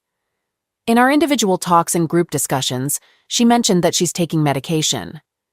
Even though I haven't personally spoken to her therapist, I suspect she might be struggling with high levels of depression and codependency. She expressed her intention to quit her current job and shared her desire to find a place nearby to spend more time with the children. She also mentioned how she feels a lack of family in her life. After our recent trip to the movies, she visited us several times, which brought great joy to our daughter. This made me decide to break the period of no contact. The school psychotherapist is worried that my daughter might engage in doing bad things, which is a result of issues stemming from her mother's rejection. On a positive note, my son seems to be doing well, but I can't help but miss her and wish to reunite our family. I remember how much she loved me, especially since we've been together since we were 18. Recently, she asked me out on a date, and although I agreed because she's making an effort, deep down, I understand that I'm not emotionally ready for this. It's important to emphasize that I'm committed to not having a relationship with her. If it were to come to that, I would insist on a paternity test. I won't be deceived or take responsibility for someone else's child. I've made it clear to her that I'd only consider reconciliation if we divorced and I gained full custody of the children. Obtaining 100% custody is my main goal now. With that, if she continues her relationship with her partner and complications arise, I'll have full control, and she'll be able to move on. Furthermore, I'm still active on dating apps. I won't deactivate them until I'm certain she's not seeing anyone else. Additionally, just yesterday, I felt youthful and alive. There wasn't a clear reason for my happiness, but it gave my self-esteem a boost. I usually find myself attracted to people who are a bit too tough for me. I'm sure many of you can relate to my experiences, knowing it's often an uphill battle, but I feel compelled to keep trying for the sake of my children. Yet, I'm incredibly puzzled when she says she was unhappy after our separation. It's hard to reconcile that with her actions, especially when she cheated on me and left our children for someone else. If I were younger, I might have reacted with more anger, but now I'm contemplating the possibility of reconciling with my father despite our different problem-solving approaches. I hope this decision will lead to a positive outcome, but I'm uncertain about the future.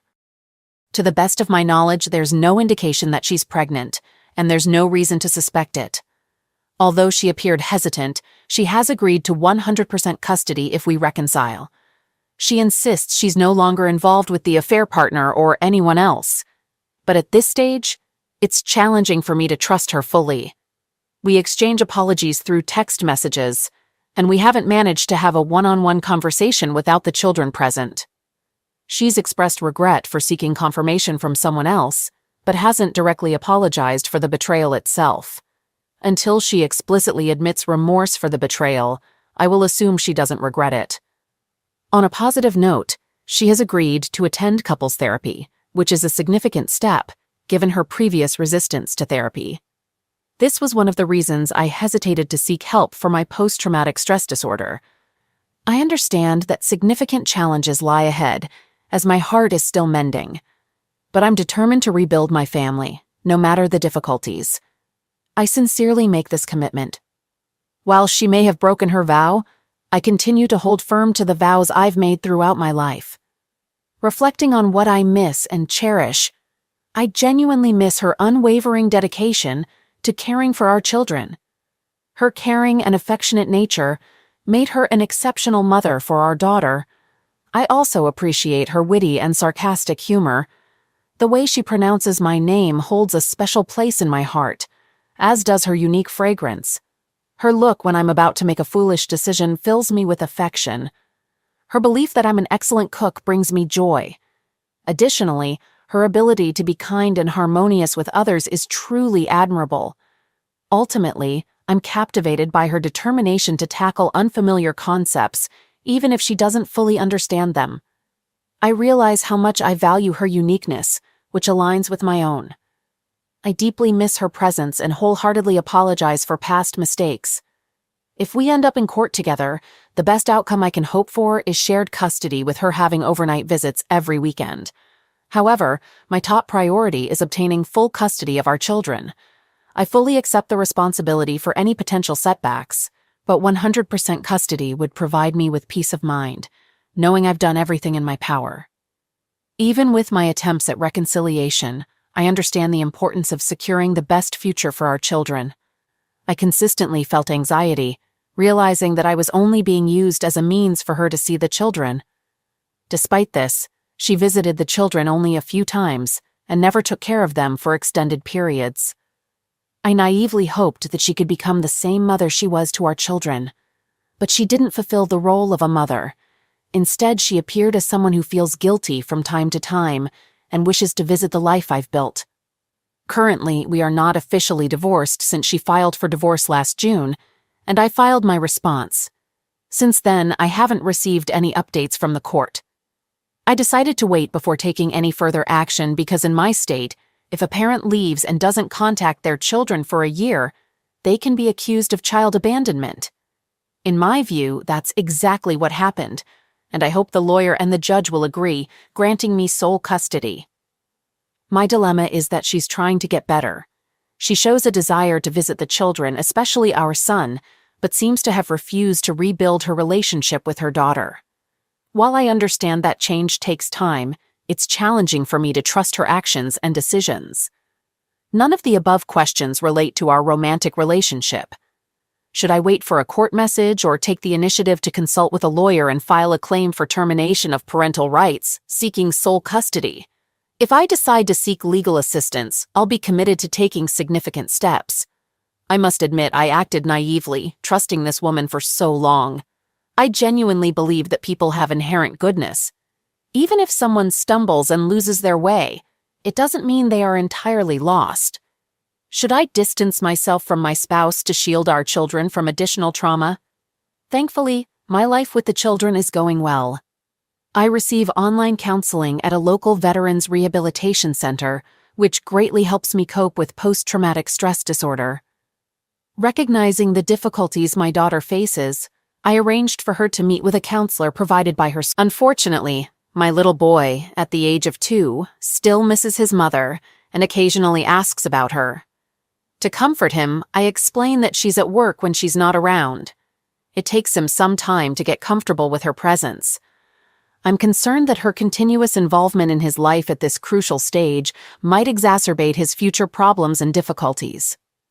Every morning we have a lovely ritual of reading and singing children's songs. Throughout the day, we engage in fun activities until his sister returns home. It's a joy to witness his progress. Every day he learns a new word, and overall, He radiates genuine happiness.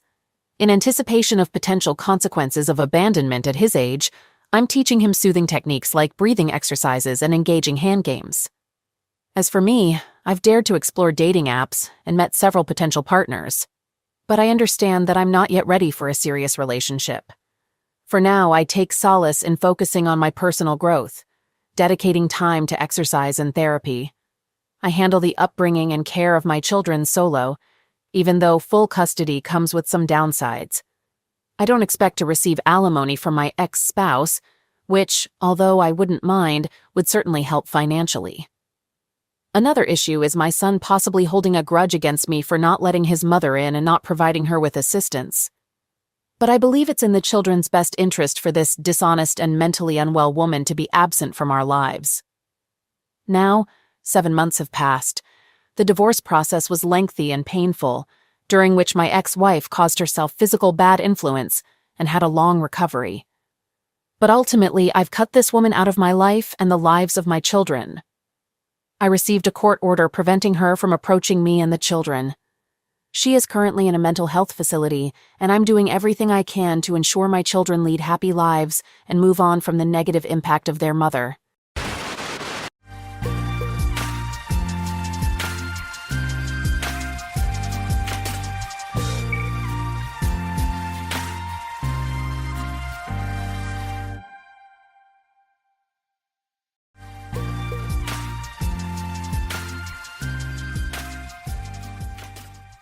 Jason Chandler's life seemed like the picture of success.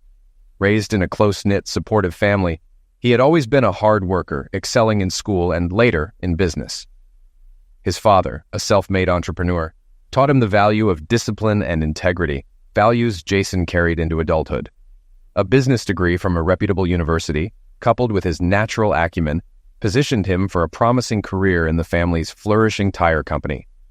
Jason wasn't just ambitious. He was a man of principle, intent on creating a life filled with purpose and stability.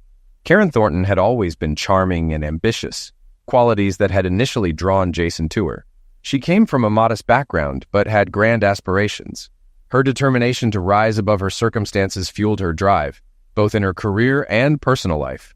By the time she met Jason at university, Karen had already mapped out her path to success, with real estate as her chosen field.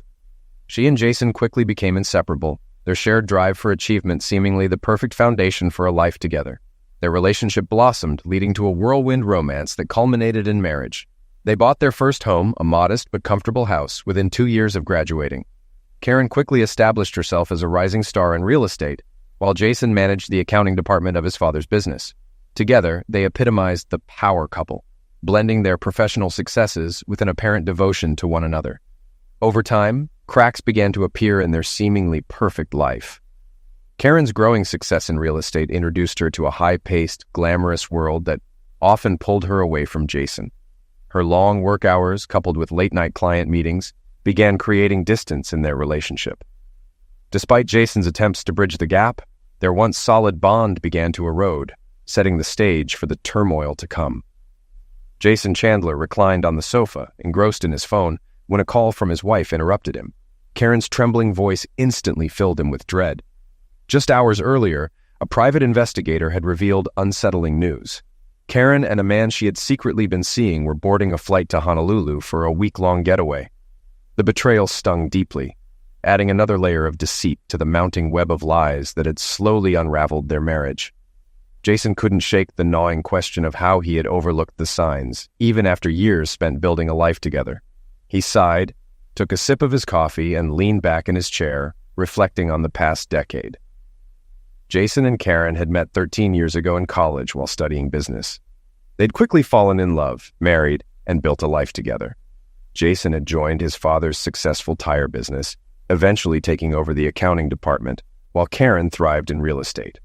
They had a nice home, new cars, and seemed to have it all, except for children.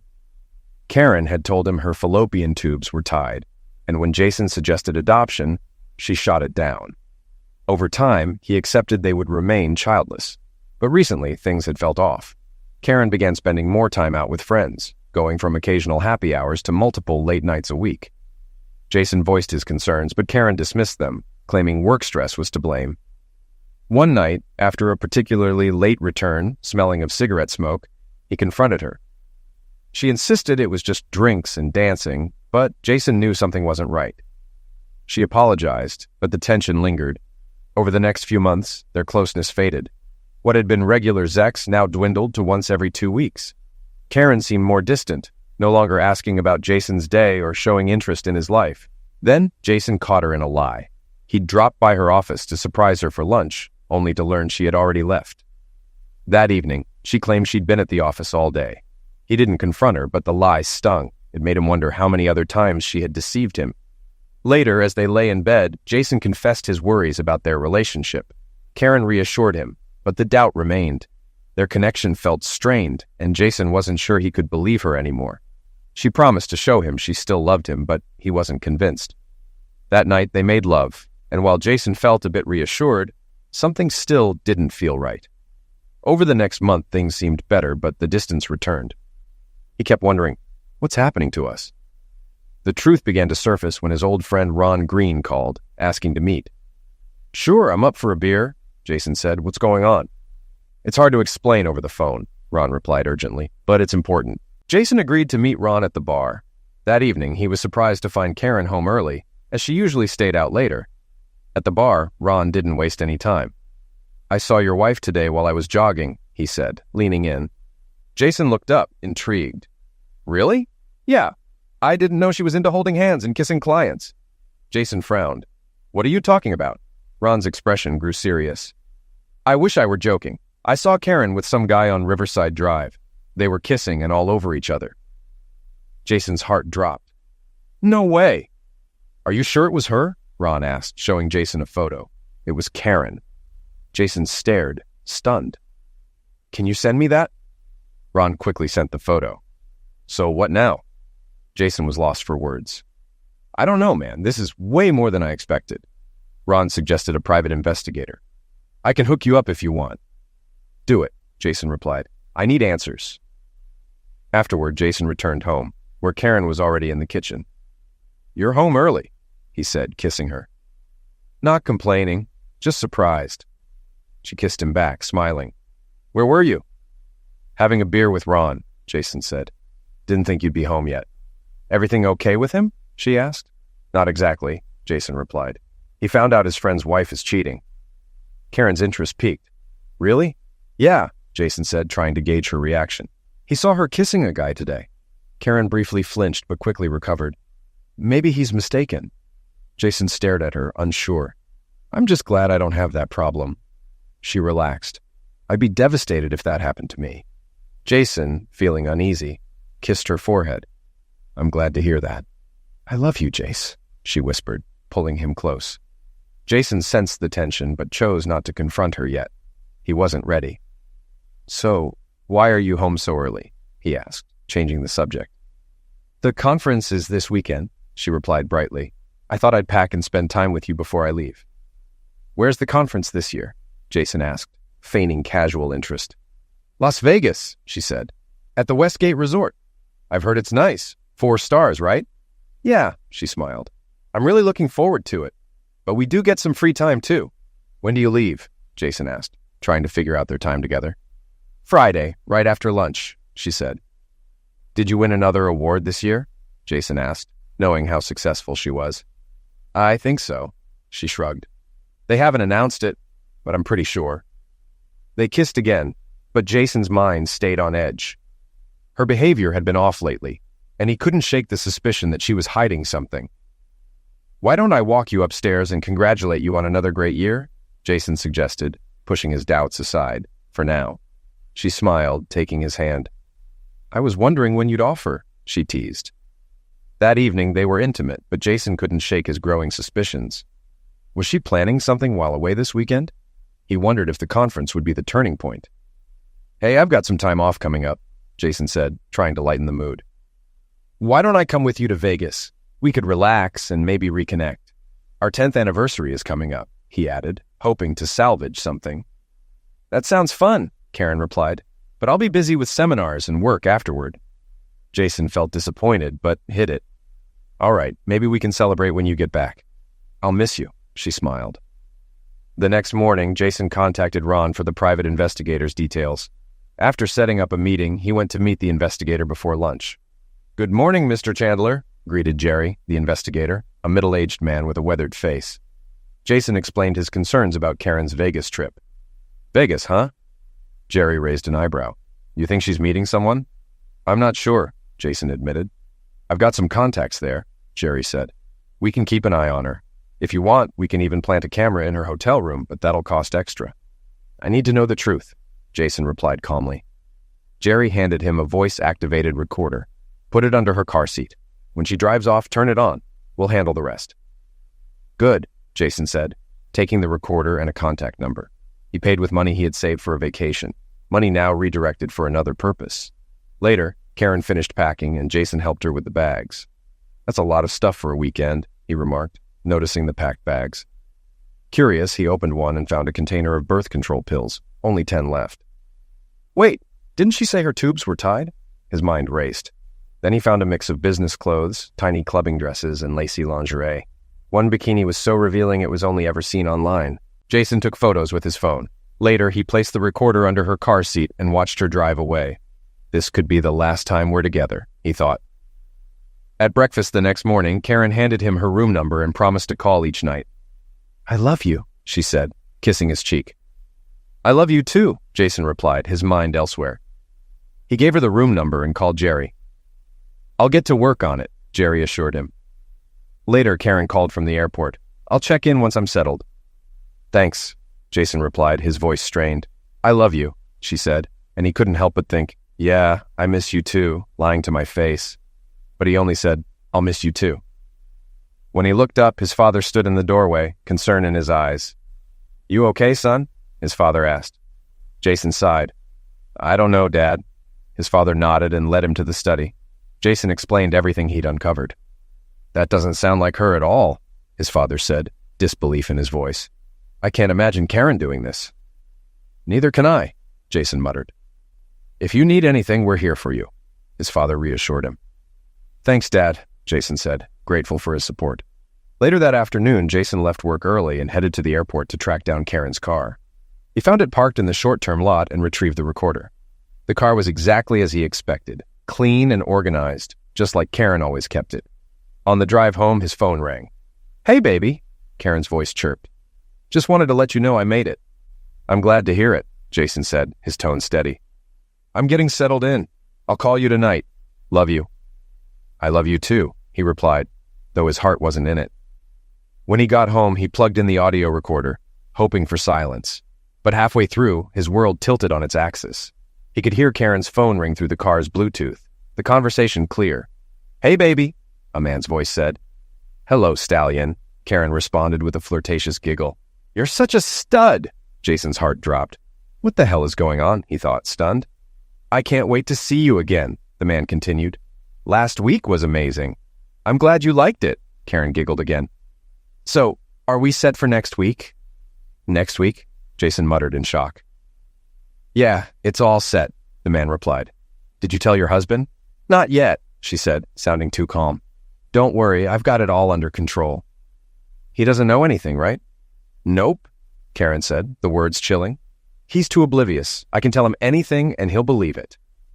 Jason's hands clenched around the recorder. His thoughts spun. "She's planning something next week and I'm not involved. This is the week of our 10th anniversary. The man's voice interrupted his thoughts. "I'm almost at the airport now. I'll see you at the hotel tonight, okay?" "I can't wait," Karen replied, excitement in her voice. "Bye, love." "Bye," she said, ending the call. Jason sat motionless, staring at the recorder in disbelief. He played it again, hoping it was a mistake. But no, it was as clear as day. She was having an affair, and it wasn't a one-time thing. She was even planning something for their anniversary week. How long has this been happening? Who is this guy? He grabbed a beer from the fridge and slumped into his chair, trying to make sense of it all. Had he really been so blind to the signs? What else had she hidden from him? He had always respected Karen's privacy, but now everything had changed. He knew where she kept the key to her office, so he went to the bedroom and found it in a drawer in her jewelry box. With a sense of entitlement he had never felt before, he unlocked her desk and began to sift through the papers inside. He was shocked by what he found. Among the documents, he found bank statements. Karen had been saving far more than she ever admitted. She had over $250,000 hidden away, and it wasn't just money. It was the purchases that told a story. A receipt for a men's Rolex watch. Jason didn't remember ever receiving something like that. But maybe her lover did. She'd also bought revealing lingerie, items he'd never seen before. But it didn't stop there. Buried beneath the receipts was something that hit him like a ton of bricks, medical bills from Planned Parenthood. Karen had been pregnant twice in the last 2 years and had terminated both pregnancies, paying cash out of her personal account. Jason's stomach churned. Had one of those pregnancies been his? Then he found the receipt for Plan B pills, purchased just a few days earlier after one of their intimate nights. The final nail in the coffin came when he found a receipt for a large down payment on an apartment in an upscale neighborhood. Was she planning to move out, or was this where she and her lover would escape to? Jason's mind raced. He examined the keys on her key ring, wondering if one was for the apartment. He'd find out soon enough. He powered on her computer, determined to uncover whatever else she was hiding. The passwords list was his next target. Jason accessed Karen's computer and easily logged into her email. Scrolling through, he quickly discovered several messages from Greg Wilson that detailed their sexual encounters. Karen's responses were almost identical each time. The emails, some nearly a year old, lined up with the period when Jason had first noticed changes in Karen's behavior. Initially, their meetings had been in hotel rooms, but it seemed they'd later moved their trysts to houses Karen was selling. Then, Jason found an email from about 6 months ago that gave him a partial answer to a question that had been bothering him. "Did you take care of that little issue?" Greg had asked. "Yes," Karen replied. "I went and had an termination today." "Too bad you didn't keep him," Greg responded. "You could have passed him off as Jason's." "I can't do that," Karen replied. "He thinks I can't have kids. He'd know it wasn't his." Jason's mind raced. He remembered that conversation. It was around the time he'd caught her in a lie. "She's been lying to me for months," he thought, his anger boiling. What a deceitful, manipulative woman. The emails kept coming. At one point, Greg suggested they have sex in Karen's marital bed, but Karen shot down the idea. "I won't do that to Jason," she wrote. Greg persisted. "That idiot doesn't have a clue, does he?" "No," Karen responded. "I'm not doing that." Greg then proposed an idea. "What if you had your own apartment? You could use the commissions to pay for a place and Jason would never notice." Karen seemed to entertain the thought. "You might be onto something," she replied. "I have my own account and Jason never asks about it. I'll see what's available." That had been about 3 months ago. The receipt for the apartment down payment was just over a month old. "I bought a condo," she emailed him. "I made the down payment and new furniture is coming next week. Jason doesn't know anything." Greg's reply was enthusiastic. "Perfect. We'll have to break in every room." Jason leaned back in his chair, staring at the screen in disbelief. The whole situation was beyond what he could have imagined. He kept reading. Greg eventually asked, "Why stay with your husband? Why not just leave him and move in with me?" "I still have feelings for him," Karen responded. "He's a pain, but he treats me well. I bought the condo so we have a private place to meet without worrying about hotel rooms. Besides, you're still married." Greg then promised he'd leave his wife in a heartbeat if Karen asked him to. "We'll see after the conference," Karen said. Jason froze. What conference? He thought, a sick feeling in his stomach. He was about to print the emails and save the receipts when the phone rang. It was Karen. "Hey, baby," she said sweetly. "How's everything? You sound off." "I've got a terrible headache," Jason said, trying to keep his cool. "I just wanted to let you know I'm getting ready for bed," Karen said. "Take something for your headache and get some rest. I love you." "Yeah, me too," Jason muttered, hanging up quickly. He clenched his fist. She has no idea how close I am to exposing her. After the call, Jason decided he needed to find out more about this Greg guy. A quick search on Karen's work website revealed that Greg Wilson was her regional manager. So, she was having an affair with her boss. Jason printed the page, adding it to the pile of evidence. But he couldn't calm down. He needed answers, and he was going to find them. He checked the address for Karen's new condo and found a series of numbers listed under alarm system in her paperwork. Of course she wrote it down, he thought, grabbing latex gloves from the garage. He wasn't leaving any trace. He found the apartment complex easily and parked in her spot. With gloves on, he tried the key that matched and stepped inside. He quickly disabled the alarm using the code he'd found. The place was well decorated, and Jason had to admit, Karen had good taste. Too bad her loyalty isn't as strong as her design skills, he muttered. Of course, there were no photos of him. This was clearly her getaway, a place to escape their marriage. As he wandered through, he noted that there was nothing in the fridge, and the pantry was empty. The apartment was furnished with sleek, modern pieces, and the living room had a large, flat-screen TV. When he entered the bedroom, he immediately noticed the lace curtains she loved, hanging elegantly down to the floor. He glanced down, noticing that the curtains were hanging over the electric heater, and wondered if she'd ever considered the fire risk. He opened the dresser drawers, finding lingerie he'd never seen, as well as men's underwear. He took pictures with his phone, documenting everything. In the nightstand, he found a card from Greg. It read, "Thanks for the watch. Can't wait for your housewarming party. Love, Greg." Fury surged through him. He took a few more pictures, including shots of the toothbrushes in the bathroom and the for him and for her towels on the rack. This was a full-fledged affair. In the second bedroom, there was a desk with some utility bills addressed to Karen. Jason photographed them, noting the address. The windows here were also covered with lace curtains, again hanging over the heater, a fire hazard. He also spotted safety issues. A very old smoke detector in the kitchen and none in the bedrooms. He made sure everything was exactly as it had been when he entered. Once he finished, he reactivated the security system, locked the door, and left. He sat in his car for a while, reflecting on what he had just uncovered. Divorce seemed inevitable now. Even if Karen ended things with Greg and sold the condo, he could never trust her again. Financially, he knew men often lost in divorce settlements, but he had an advantage. Karen made far more money than he did, and he hoped that would help him avoid paying alimony. He planned to consult a lawyer before making any moves, hoping the fact that the condo was only in Karen's name would mean he wouldn't have to sell their house or split it. She had already made it clear that she was no longer committed to their marriage when she secretly bought the condo. No kids meant no custody battles, but Jason still wanted to make sure Karen and Greg faced consequences for their betrayal. Jason had ruled out violence. He didn't want to end up in jail. Back at his place, he looked up Gregory Wilson in the phone book, hoping it was the same Greg. After dialing the number, a woman's voice answered. "Wilson Residence," she said. "Is this Mrs. Wilson?" Jason asked. "Yes, it is," she replied. "Who am I speaking with?" he pressed. "My name is Jason Chandler," he said. "Your husband is the regional manager at Acme Real Estate?" Jason asked. "Yes, he is," she answered. "But he's at a conference this weekend and will be visiting other offices next week. You'll need to contact the regional office and leave a message there." "Actually, Mrs. Wilson, I'm hoping to speak with you," Jason said. "Oh?" she responded, sounding surprised. "Yes, ma'am," Jason continued. "I'm afraid I have some bad news. My wife is having an affair with your husband." "Are you sure about that?" she asked, clearly taken aback. "I'm certain," Jason said, "and I can prove it." "Do you have solid evidence?" she inquired. "I can even show you where they meet if you'd like," Jason offered.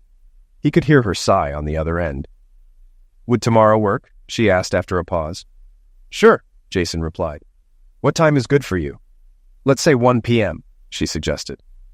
Jason gave her the address to Karen's apartment and offered clear directions. "I'll see you then," he said, ending the call with a sense of satisfaction. Once the conversation was over, he sat at his desk and made a to-do list. The first item was clear: change the locks. He planned to get that done before meeting Greg's wife. Though he briefly considered getting drunk, he quickly pushed the thought aside. He grabbed a cold slice of pizza instead, using the time to mentally prepare for what lay ahead. Once finished, he climbed the stairs to bed. The next morning, Jason woke up early, headed to the hardware store, and bought everything he needed to change the locks, as well as a copy of the key to the apartment. By noon, the locks were all replaced. After a quick shower, he grabbed his audio recorder and the printed emails from Karen's account. He was ready to meet Greg's wife. Upon arriving at Karen's apartment, he noticed a woman in a Toyota Corolla nearby. He approached the car and knocked on the window. The woman rolled it down and looked at him. "Are you Christy Wilson?" he asked. She nodded. "Yes." "You must be Jason Chandler," she replied.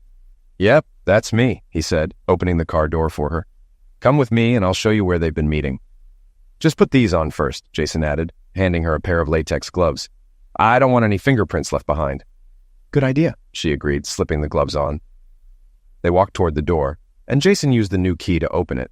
The The security alarm deactivated as they stepped inside. Jason led her through the apartment, opening drawers and a closet to reveal Greg's clothes. "Oh my God!" Christy gasped, her voice trembling. "I've been looking for these clothes for weeks. I had no idea where they were disappearing to." "Has he been wearing a Rolex lately?" Jason asked.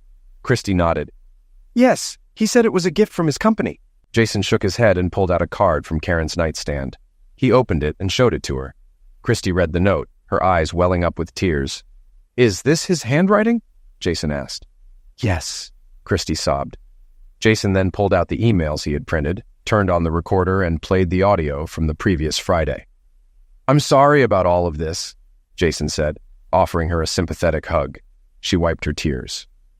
"It's not your fault," she replied. "I've suspected something was going on, but I didn't have any concrete proof." After a while, Christy regained some composure and asked, So what's your plan?" "I'm divorcing her," Jason said bluntly.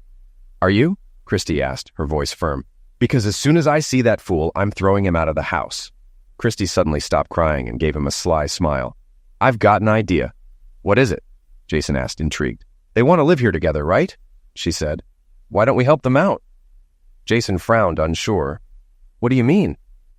"I mean, why don't we pack up their things and move them in here?" she suggested, her tone filled with mischief. Jason thought for a moment and then grinned. "I like that idea, but we better hurry. They'll be back in a day or two." She shook her head. "Greg said he'd be gone for a week after the conference. I'm willing to bet Karen will find an excuse to leave too."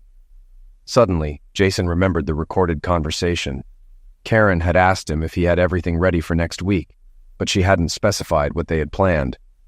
"Crap," he muttered, realizing she was probably right. "I guess you're right. Still, I want her stuff out of my house as soon as possible." "I'm with you," Christy said. "Let's meet back here in 3 hours?"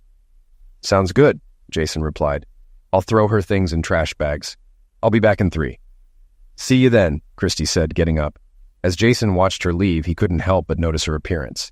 She was shorter than Karen, with a slender frame and a cute smile. He couldn't understand how Greg had cheated on this woman. They drove to their respective homes, then returned 3 hours later, their cars loaded with bags of Karen and Greg's belongings.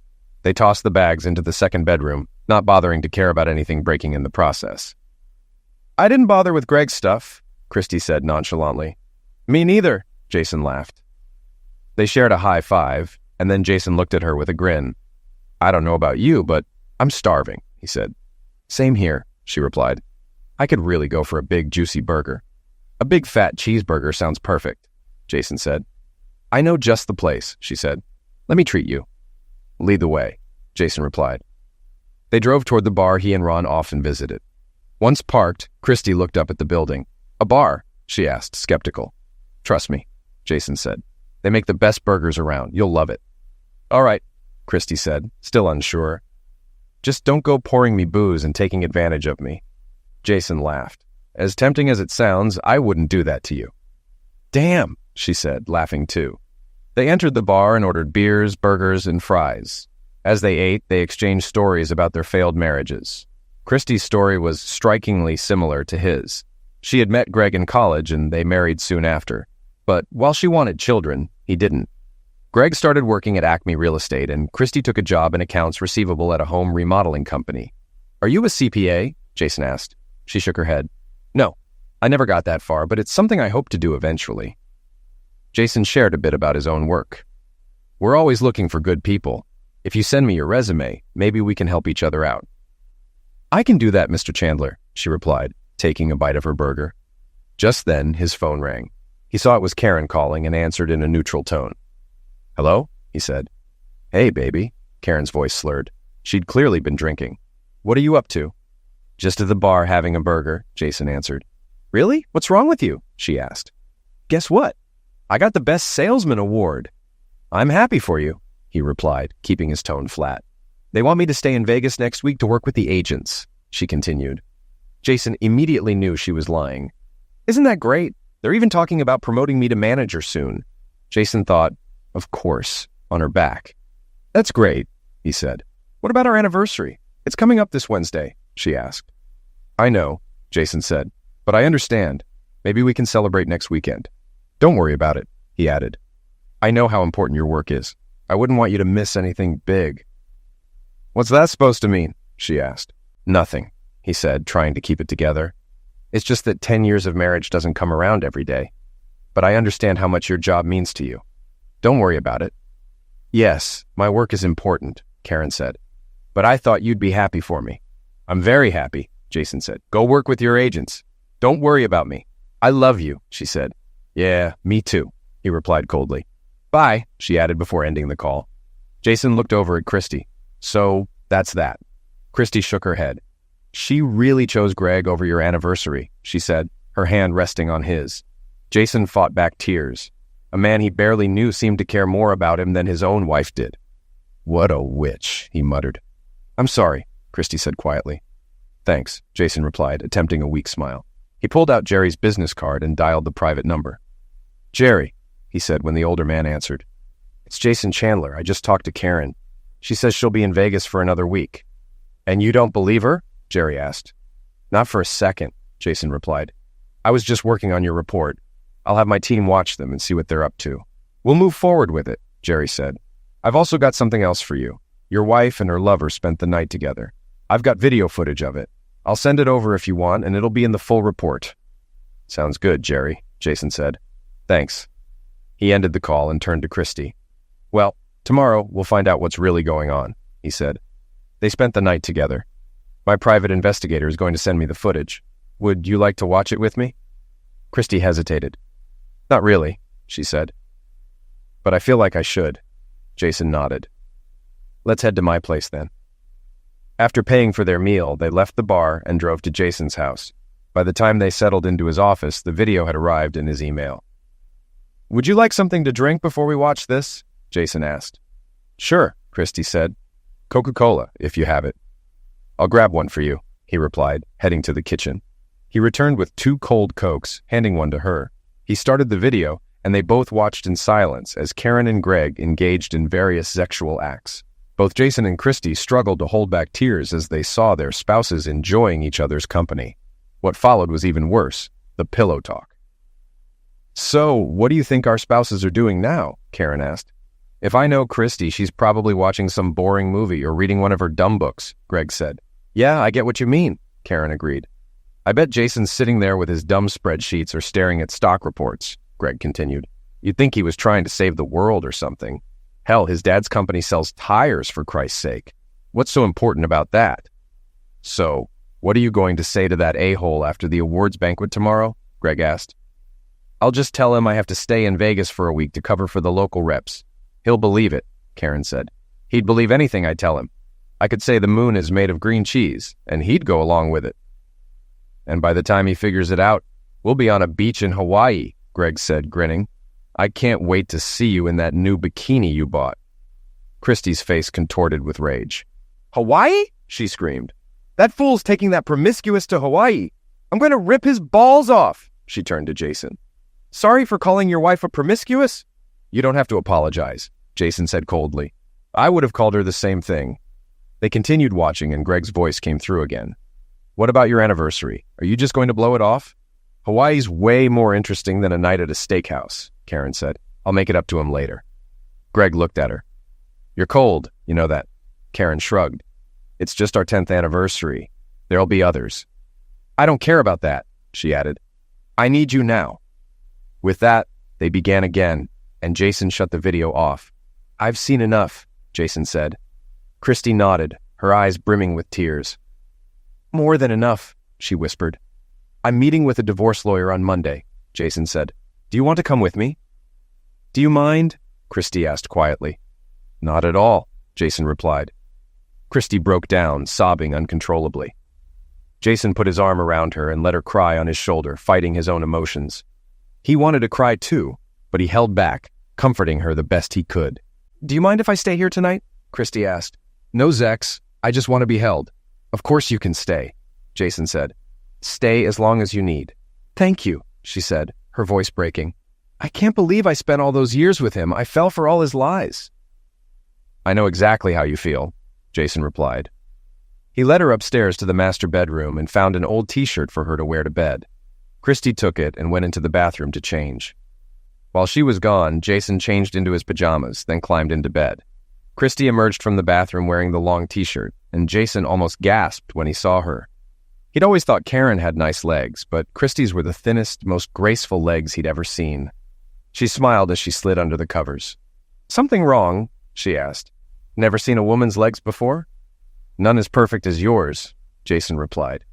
"Flattery will get you everywhere, sir," she teased, her voice light. He pulled her close, wrapping his arm around her and inhaling the soft scent of her hair. She rested her hand on his chest, pressing herself closer. "You're the only woman I've been in bed with for over 10 years, besides my wife," he said, his voice almost a whisper. "And you're the only man I've been with, besides my husband," she replied, just as softly. They locked eyes, and for a moment it felt like time had stopped. They drifted to sleep in each other's arms, waking up the next morning tangled together. "Good morning, sleepyhead," Christy said, her voice still sleepy. Jason stirred and started to get out of bed to use the bathroom, but she added, "You don't have to get up on my account." "Good morning, beautiful," he replied, smiling. "I'll be right back." After a quick trip to the bathroom, which was harder than usual due to the state of his body, he returned to the kitchen. Christy had already cleaned up and was busy cooking scrambled eggs and bacon. Jason checked the clock. It was 8:30 a.m. He watched her move around in his oversized t-shirt and felt a pang of nostalgia for the mornings when Karen used to make him breakfast. "Damn, that smells amazing," he said, his stomach rumbling. "Hope you don't mind me making myself at home in your kitchen," she said, glancing over her shoulder at him. "Not at all," Jason replied, feeling strangely comforted.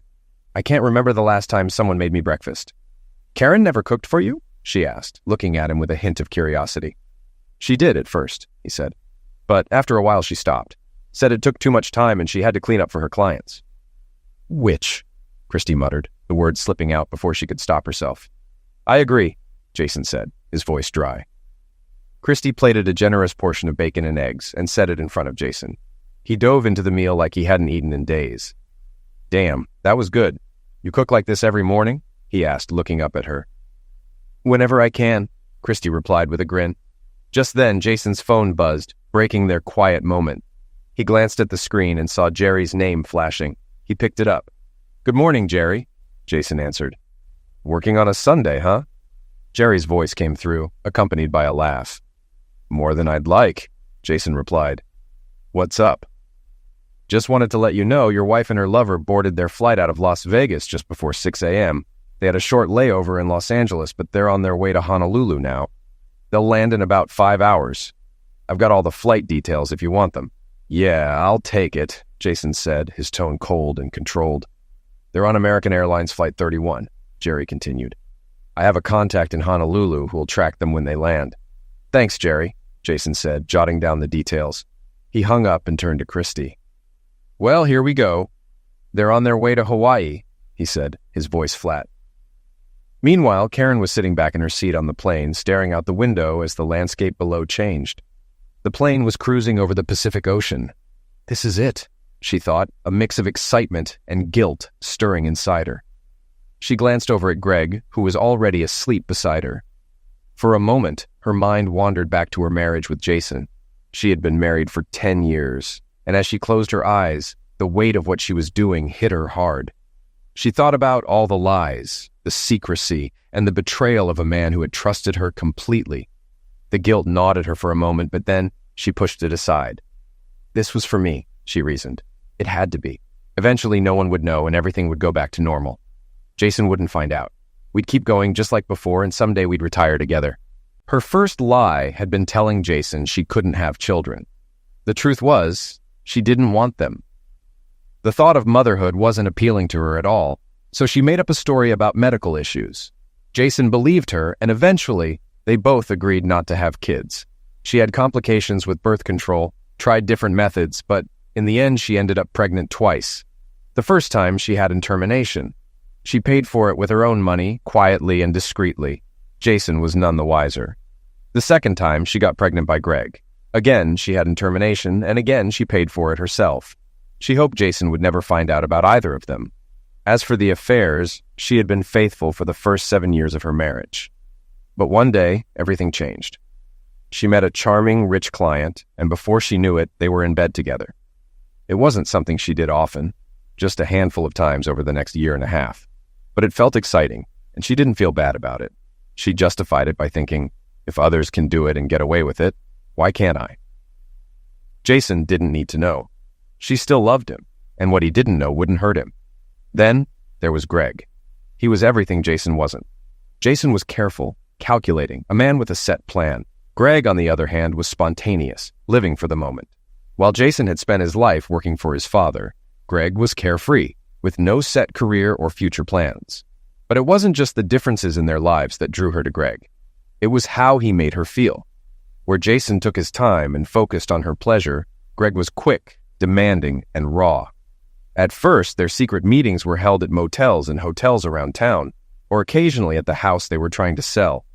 But over time, she grew uneasy about being caught. Someone might see them and alert either Jason or Greg's wife, Christy. The tipping point came one night when Jason expressed his worry that their relationship was slipping away. Panicked, she pulled back from Greg, distancing herself emotionally. For a short time, she threw herself into her marriage, but it didn't last long. Greg, eager to start fresh, suggested they find a way to be together more openly, but she feared Jason might discover their affair. She needed a plan, so she decided to buy her own apartment. That way, she'd have a private space for her and Greg, separate from her life with Jason. Greg had suggested using the bed she shared with Jason, but she refused. Even though Jason could be boring and predictable, she still had lingering feelings for him. Besides, the two of them had long agreed to file their taxes separately, which meant she could move out and still maintain some financial benefits. She convinced herself it was a win-win situation. This thinking eventually led her to plan a trip to Hawaii with Greg. She took a week off from work, telling everyone she was going with Jason after their annual company conference. Meanwhile, Greg informed his wife of his own travel plans for the week. Karen, however, lied to Jason, telling him she was heading to Las Vegas. She was confident he wouldn't suspect anything. After all, a few phone calls would cover her tracks. Sure, she'd missed their 10th wedding anniversary, but she promised herself she'd make it up to him when she returned, keeping the secret safe. As the plane soared toward Hawaii, she smiled, thinking about the trip ahead. Greg had bought her a daring bikini for the occasion, one that left little to the imagination. He planned to watch her undress on the beach and even imagined how it might feel to be the center of her attention in that moment. The thought made her feel hot and aroused, and she almost gave in to the temptation to touch herself right then, though she resisted, deciding to wait until later. Checking her phone for any messages or calls, she wasn't surprised to see no texts from Jason.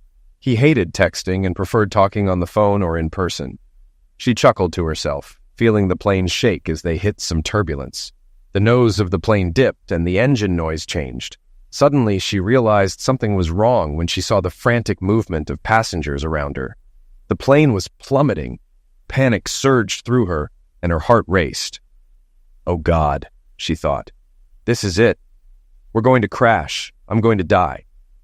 Oxygen masks dropped from the ceiling, and the screams of other passengers filled the air. As the flight attendants rushed to prepare everyone for impact, Karen looked at her phone, tears streaming down her face. She made one final decision. Meanwhile, Jason and Christy had just finished breakfast and were cleaning up the kitchen when they sat down to discuss their next steps regarding their cheating spouses. Jason found himself impressed by Christy's practical and methodical approach to the situation. At that moment, he felt closer to her than he had to Karen in months. Just as he returned with a fresh cup of coffee, his phone buzzed with an incoming call. It was Karen. "Hello?" he answered, putting it on speaker. "Jace!" Karen's voice came through, strained and filled with background noise. It sounded like a commotion was happening on her end. "Yeah, Karen, what's going on?" he asked, concern creeping into his voice. Not time. Airplane, down." Her words were abruptly cut off by static and shouting. Before Jason could process what was happening, the line went dead. He stared at the phone in shock, then tried calling her back. The call went straight to voicemail. "Try Greg," he told Christy, who immediately grabbed her phone and called him. She came back a moment later, shaking her head. "Straight to voicemail," she said. Jason rushed to his home office, where he searched for the airline's number. After a few attempts, he finally reached someone who confirmed that they were investigating reports of a plane going down. He provided the details of both Karen and Greg's flights, leaving his contact information and asking to be notified when more details emerged. He also passed on Christy's information. He quickly checked online, but there was no breaking news yet. They walked back to the living room, where Jason flipped through TV channels, but there was nothing yet. His phone buzzed again, and he was soon greeted by a news report about an American Airlines flight to Honolulu, crashing into the Pacific Ocean. There were no specifics, just confirmation of the tragedy. Christy gasped, her hand flying to her mouth. "Oh, God," she whispered, eyes wide with shock.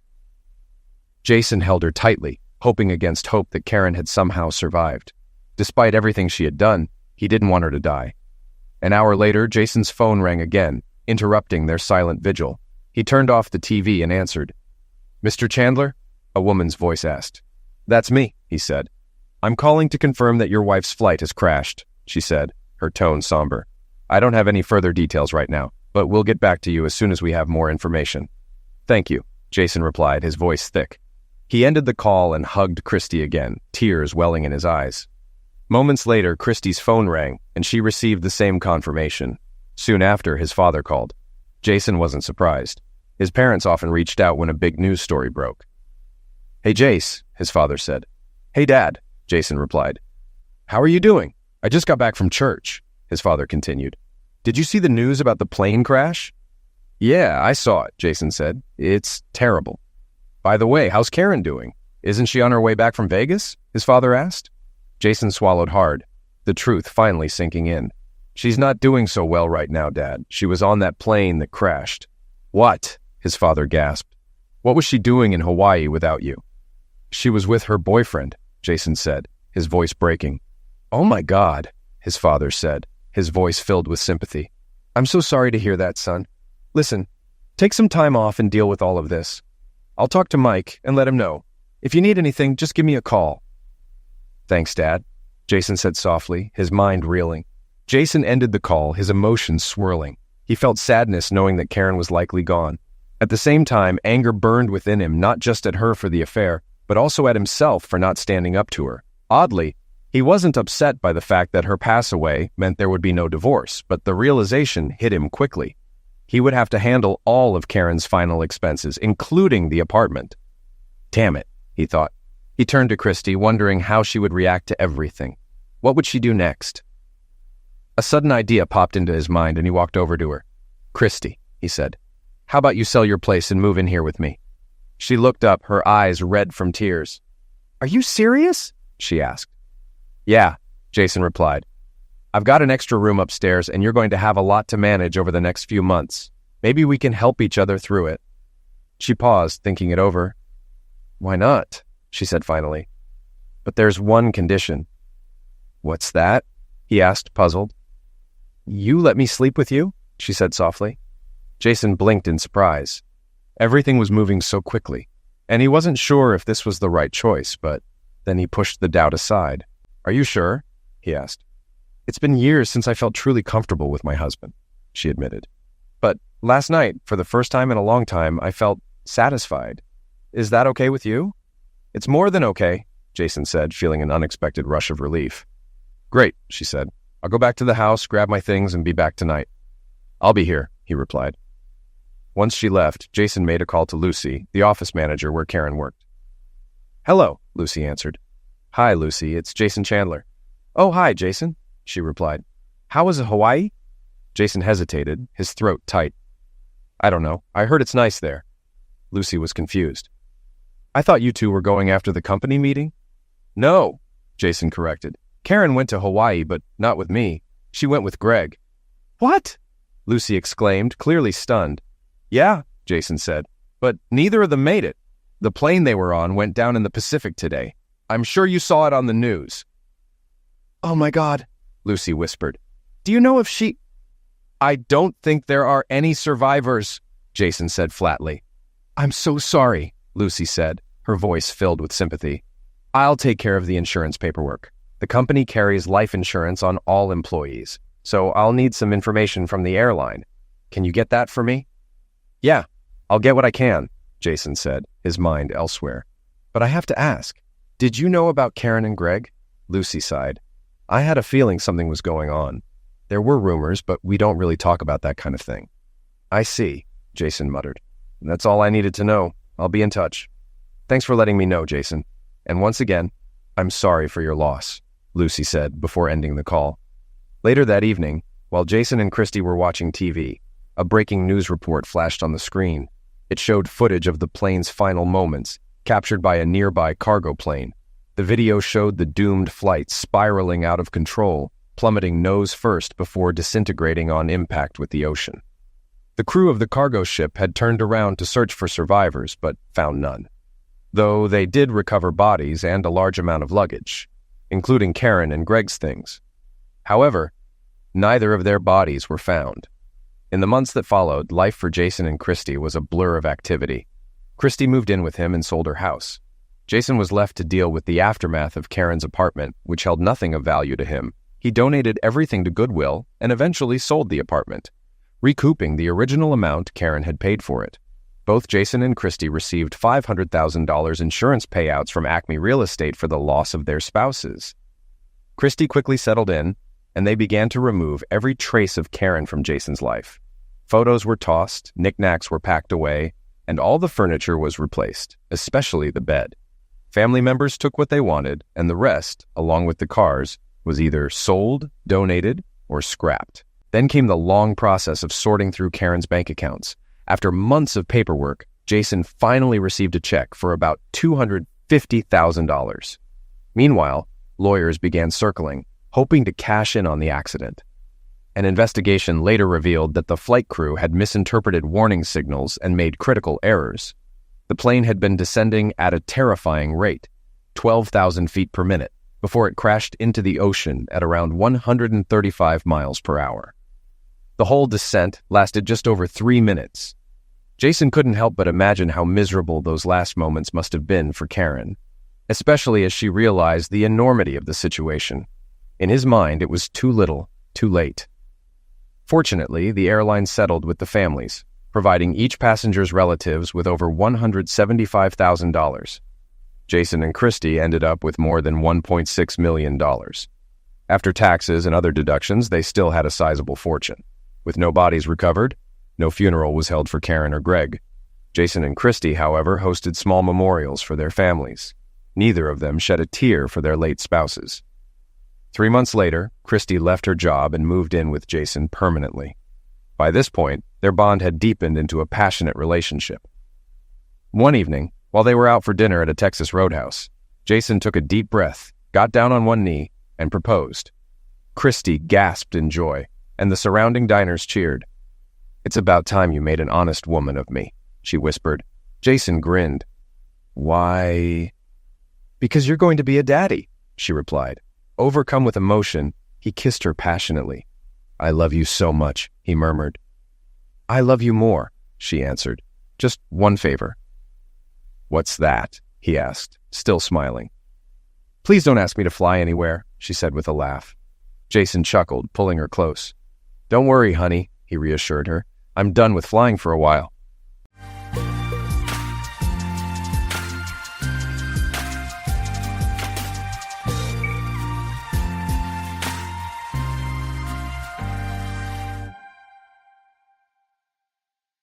Welcome to Lost Relation Chronicles. I think I completely caught her off guard. I'm almost certain she expected me to say, "Yes, dear," and then follow along with whatever she wanted, just like I always had before. After all, hadn't that always been the pattern? She was used to me acquiescing, doing what she asked without question. I met Nora Bethany during my second year of college. We were both business management majors, enrolled in a production management class, and happened to be assigned to the same project. I was immediately drawn to her. Her looks, her personality, and her sense of humor. I asked her out, and to my delight, she said yes. Our relationship blossomed from there. We were inseparable during our junior year, and by the beginning of senior year, I proposed. She accepted, and we were married just a month after graduation. Soon after, we both found jobs, settling into the typical middle-class lifestyle. Everything seemed perfect, or at least, that's what I thought.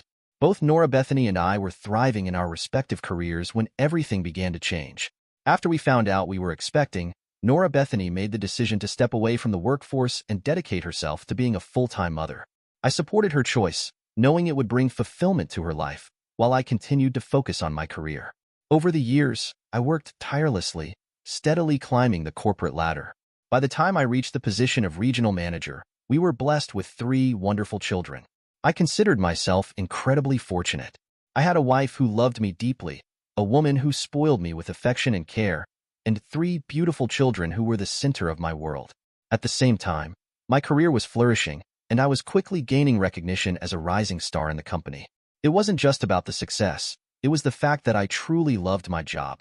It gave me a sense of purpose and fulfillment that mirrored the joy I felt at home with my family. Life, in that moment, felt like it was exactly how it was meant to be. It is a fact of corporate life that as you climb the corporate ladder, the workload gets heavier and heavier until you finally reach the point where you can delegate. I hadn't yet reached that point, but I was closing in on it. The heavier workload translated into late nights at the office and a lot of times when I had to bring work home with me. Those times meant a lot of late nights and busy weekends for me, but I didn't care because I had a goal. The vice president of sales and marketing was retiring in a month, and I was one of 3 men who had a shot at getting the position. Once there, my workload would only be a third of what I was doing in trying to get there. More responsibility, a lot of high-level decision-making, but I would be able to delegate the nuts and bolts work to subordinates. But first I had to get there, and that meant hard work, and hard work meant a pissed-off Nora Bethany. Nora Bethany had been planning a weekend getaway for us for almost 2 months. It was to be 4 nights and 5 days at Aspen, and she had already made the hotel reservations, purchased the lift tickets, arranged for her parents to take the kids, and started packing her bags. 2 days before we were to leave, I told her that I had to cancel. We have a project fastly approaching a deadline, and it is in trouble. I'm going to have to ride herd on it until it is done. Damn it, Walter, you can't do this to me again. That damn job had interfered with our last 4 vacations, 6 of our last 7 anniversaries, and caused you to forget every one of my birthdays for the last 10 years. You owe me this weekend, Walter. You owe me and I want it. Be reasonable, Nora Bethany.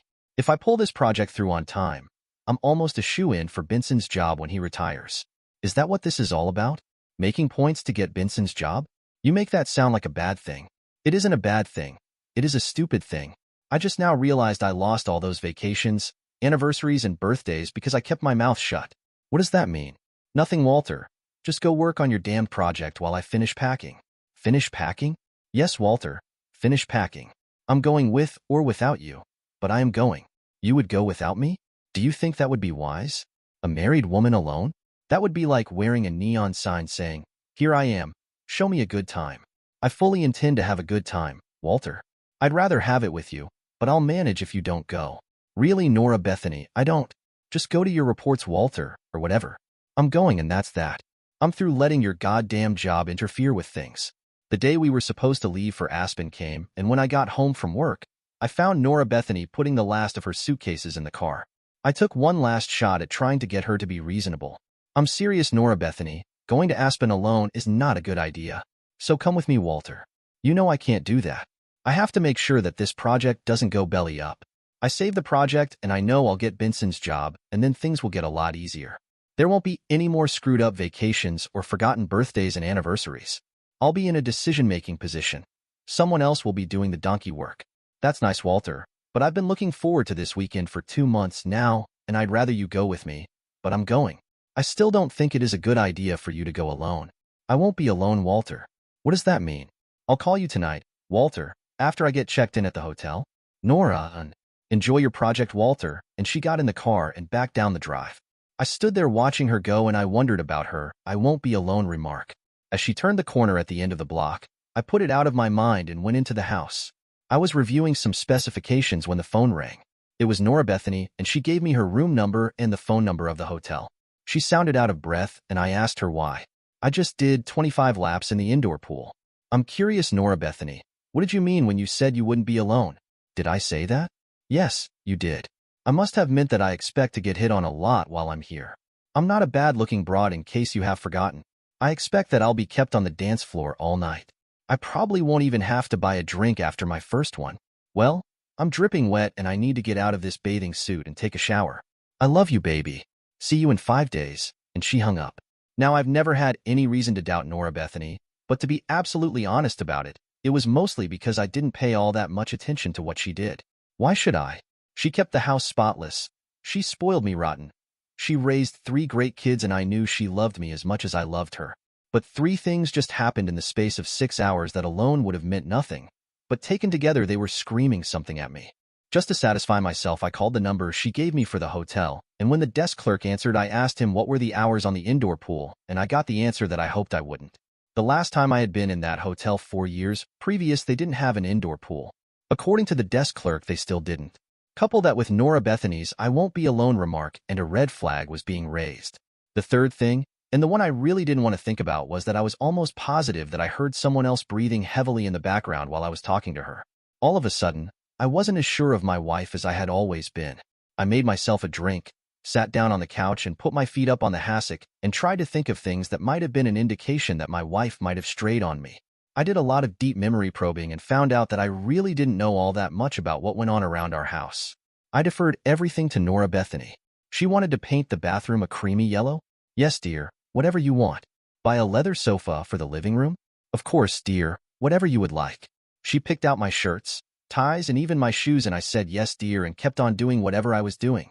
She picked out the house we lived in. She picked our friends. She picked out the places where we went to eat, and she chose the films and TV shows we watched, and I just said yes, dear, and went along with it. Even this weekend that she had planned was all Nora Bethany. She picked the hotel. She decided where we were going to ski, and she even made a list of the runs we would take.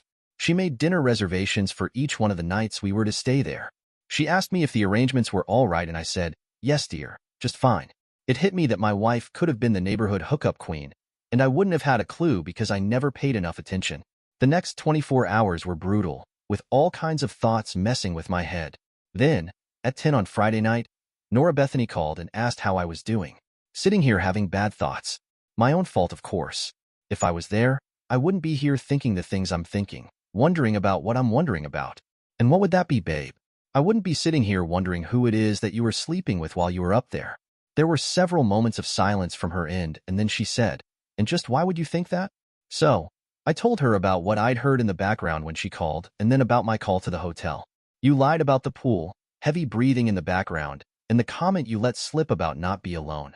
2 and 2 have always equaled 4 to me, Nora Bethany. I can see we will need to have a talk when I get home. I don't see why. Your lack of outrage and lack of indignation over what I have just accused you of say all that needs to be said.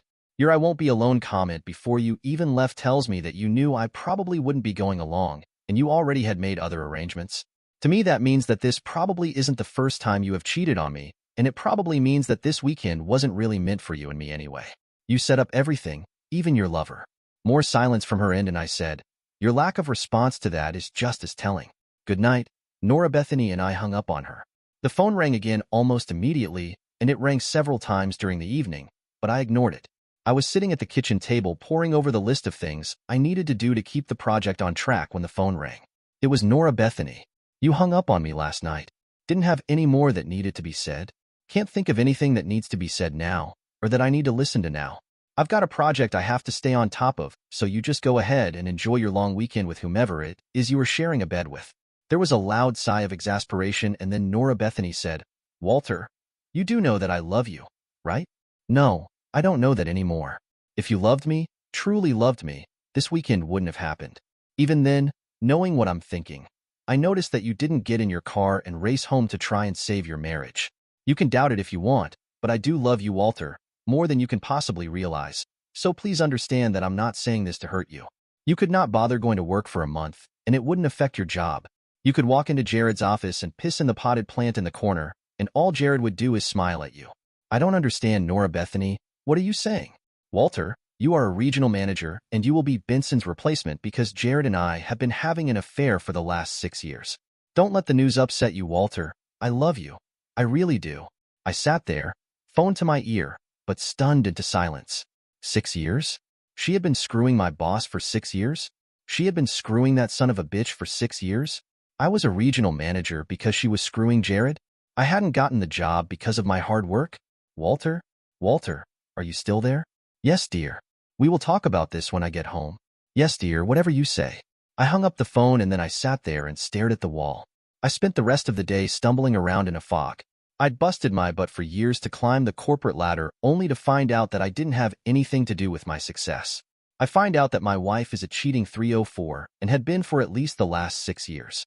And with Jared, my wife, born and bred in the South, was having an affair with another man. Not just another man, but one who was old enough to be her father. I tried to imagine his big body on top of my small white wife, and the image made me sick to my stomach. All the times he had smiled at me and shaken my hand, he was thinking I'm screwing your wife stupid, and I smiled back at him and shook his hand. I wondered how it started, but then I realized that it didn't matter. The only thing that mattered now was that it did start. Then I thought, that's 6 years with Jared. How many and for how long before Jared? Hell, if she was doing it while we were married, she was probably doing it while we were going steady and while we were engaged. Then I had a really bad thought. Were my kids really my kids? Obviously, none of them were Jared's, but could one or more be someone else's? 7 that evening, Nora Bethany called again. Are you okay, Walter? Just peachy. Nora Bethany, just peachy. So, tell me, is he with you now like he was the first time you called me? No, Walter, and I'm sorry about that. It was inexcusable of me. He isn't here right now. The reason I called, baby, is to apologize for how I dropped this on you. I should have waited and explained it to you face to face. What's to explain? You pretty much said it all. You let me know that I'm not worth a shit at my job and that the only reason I have one is that you are screwing my boss. Which, by the way, tells me that as far as you are concerned, I'm not worth a shit in bed either. I'd say that pretty much covers it all. It isn't that way, baby. You earned all your promotions. I didn't buy them for you. I just meant to say that you didn't have to worry about your job. As far as your abilities in bed are concerned, I'm perfectly happy with you. I love you, Walter. Honest to God, I do. That doesn't compute, Nora Bethany. If you were perfectly happy with me, why are you screwing Jared? You say that you love me, but how could you have done this to me if you really loved me? This weekend was never about the two of us from the start. It was always going to be for you and Jared.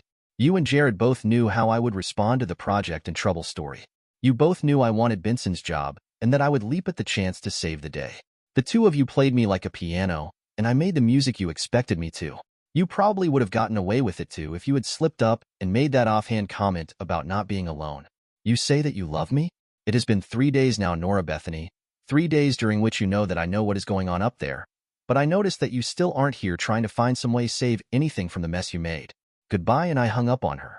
After hanging up on Nora Bethany, the phone started ringing almost every hour on the hour, and the caller ID showed as Aspen area code, so I never bothered answering it. I took the phone off the hook when I went to bed, and when I woke up in the morning, I put the handset back in the cradle, and it rang almost immediately. Caller ID said Aspen again, so I ignored it and went and took my shower. It was still ringing when I left the house for work. I stopped at Denny's for breakfast, and when I got to work, Stella, my secretary, greeted me with, "Your wife has been trying to reach you.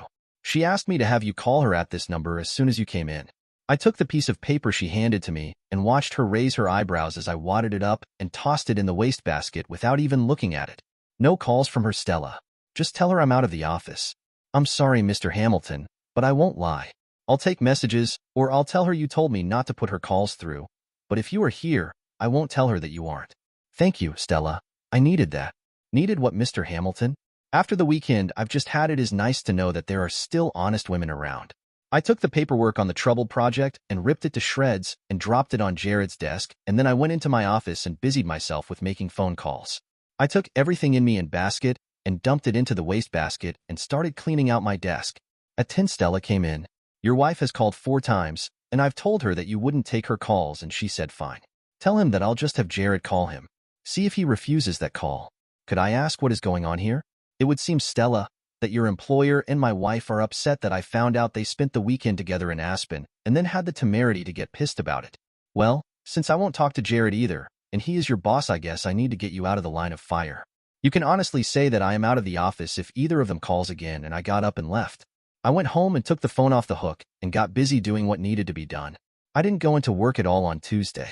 At 6 Tuesday evening, I put the phone back on the hook and finished up what I was doing.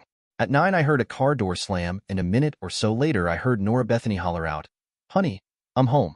I didn't answer back and just waited for her to come find me. It was a very awkward moment when she walked into the kitchen followed by Jared. She walked over to me and bent to kiss me and got a very surprised look on her face when I turned my head away. The surprised look turned into a hurt look, and then she said, "Why haven't you been answering the phone, and why wouldn't you take my calls at work?" "Because we don't have anything to say to each other anymore." Obviously, I didn't do a very good job of explaining things.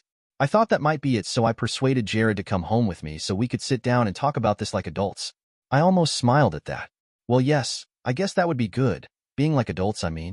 Why don't you open a bottle of wine and pour us all a glass so we can relax? Yes, dear. What would you like? I think we still have a couple of bottles of the Jacob's Creek Merlot left. Coming right up, I said as I got up and went down to the basement where we kept the wine rack. I took a bottle of the Merlot back to the kitchen, and as I poured the 3 glasses, I was wondering why I hadn't just gotten up, stomped the shit out of Jared, and then tossed the 2 of them out of the house. I think it was because of the everything is fine attitude that Nora Bethany was exhibiting, and I just wanted to see how stupid she thought I really was. I took the wine over to the table and then sat down to see what was going to happen next. Nora Bethany took a sip of her wine, and then she started talking. First, Walter, you have to understand that my love for you is deep and unconditional. You are my life, and you must believe that. I love you and only you, and I don't want to spend my life with anyone else. That said, I've become attached to Jared in a way that I can't fully explain. I don't love him. I never have, but there's something about him that keeps drawing me back. It's not about emotion. It's purely a physical thing. He means nothing to me otherwise. Then Jared spoke up. It's true, Walter. I'm in love with Nora Bethany and have been for years. I've begged her to leave you and be with me, but she refuses. She loves you and won't leave. So I take what I can get and try to be happy with that. So, you see, Walter, you have nothing to worry about. I love you and only you. Well, I guess that makes it all better, Walter said sarcastically.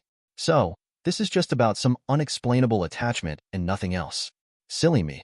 Here I was worrying for nothing. I'm glad we got that cleared up, baby. Why don't you just go on upstairs to the bedroom while I say goodnight to Jared? I'll be up in a little while, and we can make love. I looked at her and started laughing. I laughed so hard that I had tears in my eyes. I got myself under control, and then I backhanded Jared so hard that he and his chair went backwards onto the floor.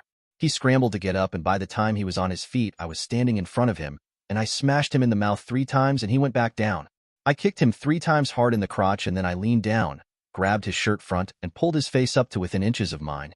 Consider that my resignation, you son of a bitch. And then I slammed his head back down on the floor and headed for the door. Where are you going? Asked Nora Bethany. I'm going home. Home? You are home. No, I'm not. When I found out what you were doing, my first thought was to throw your cheating butt out on the street. Then I thought of all the memories of you that the house would keep pushing at me, and I decided that I would be the one to get out. I rented an apartment Monday, and I spent yesterday moving into it. That's my home now. Don't do this to me, Walter. I love you. You know I do. I don't want you to leave me. Please, Walter, I don't want to lose you. You should have thought of that before you decided to get involved with Jared. And while we're on the subject, Nora Bethany, even if I believed your excuse about being addicted to him, there had to be a first time with Jared when you didn't yet know all the things you claim to now. Were you still my loving wife then? Was I still the one you wanted to be with when you were with him the first time? Were you concerned about losing me then, Nora Bethany? I turned and walked out the door while she kept crying out for me not to go.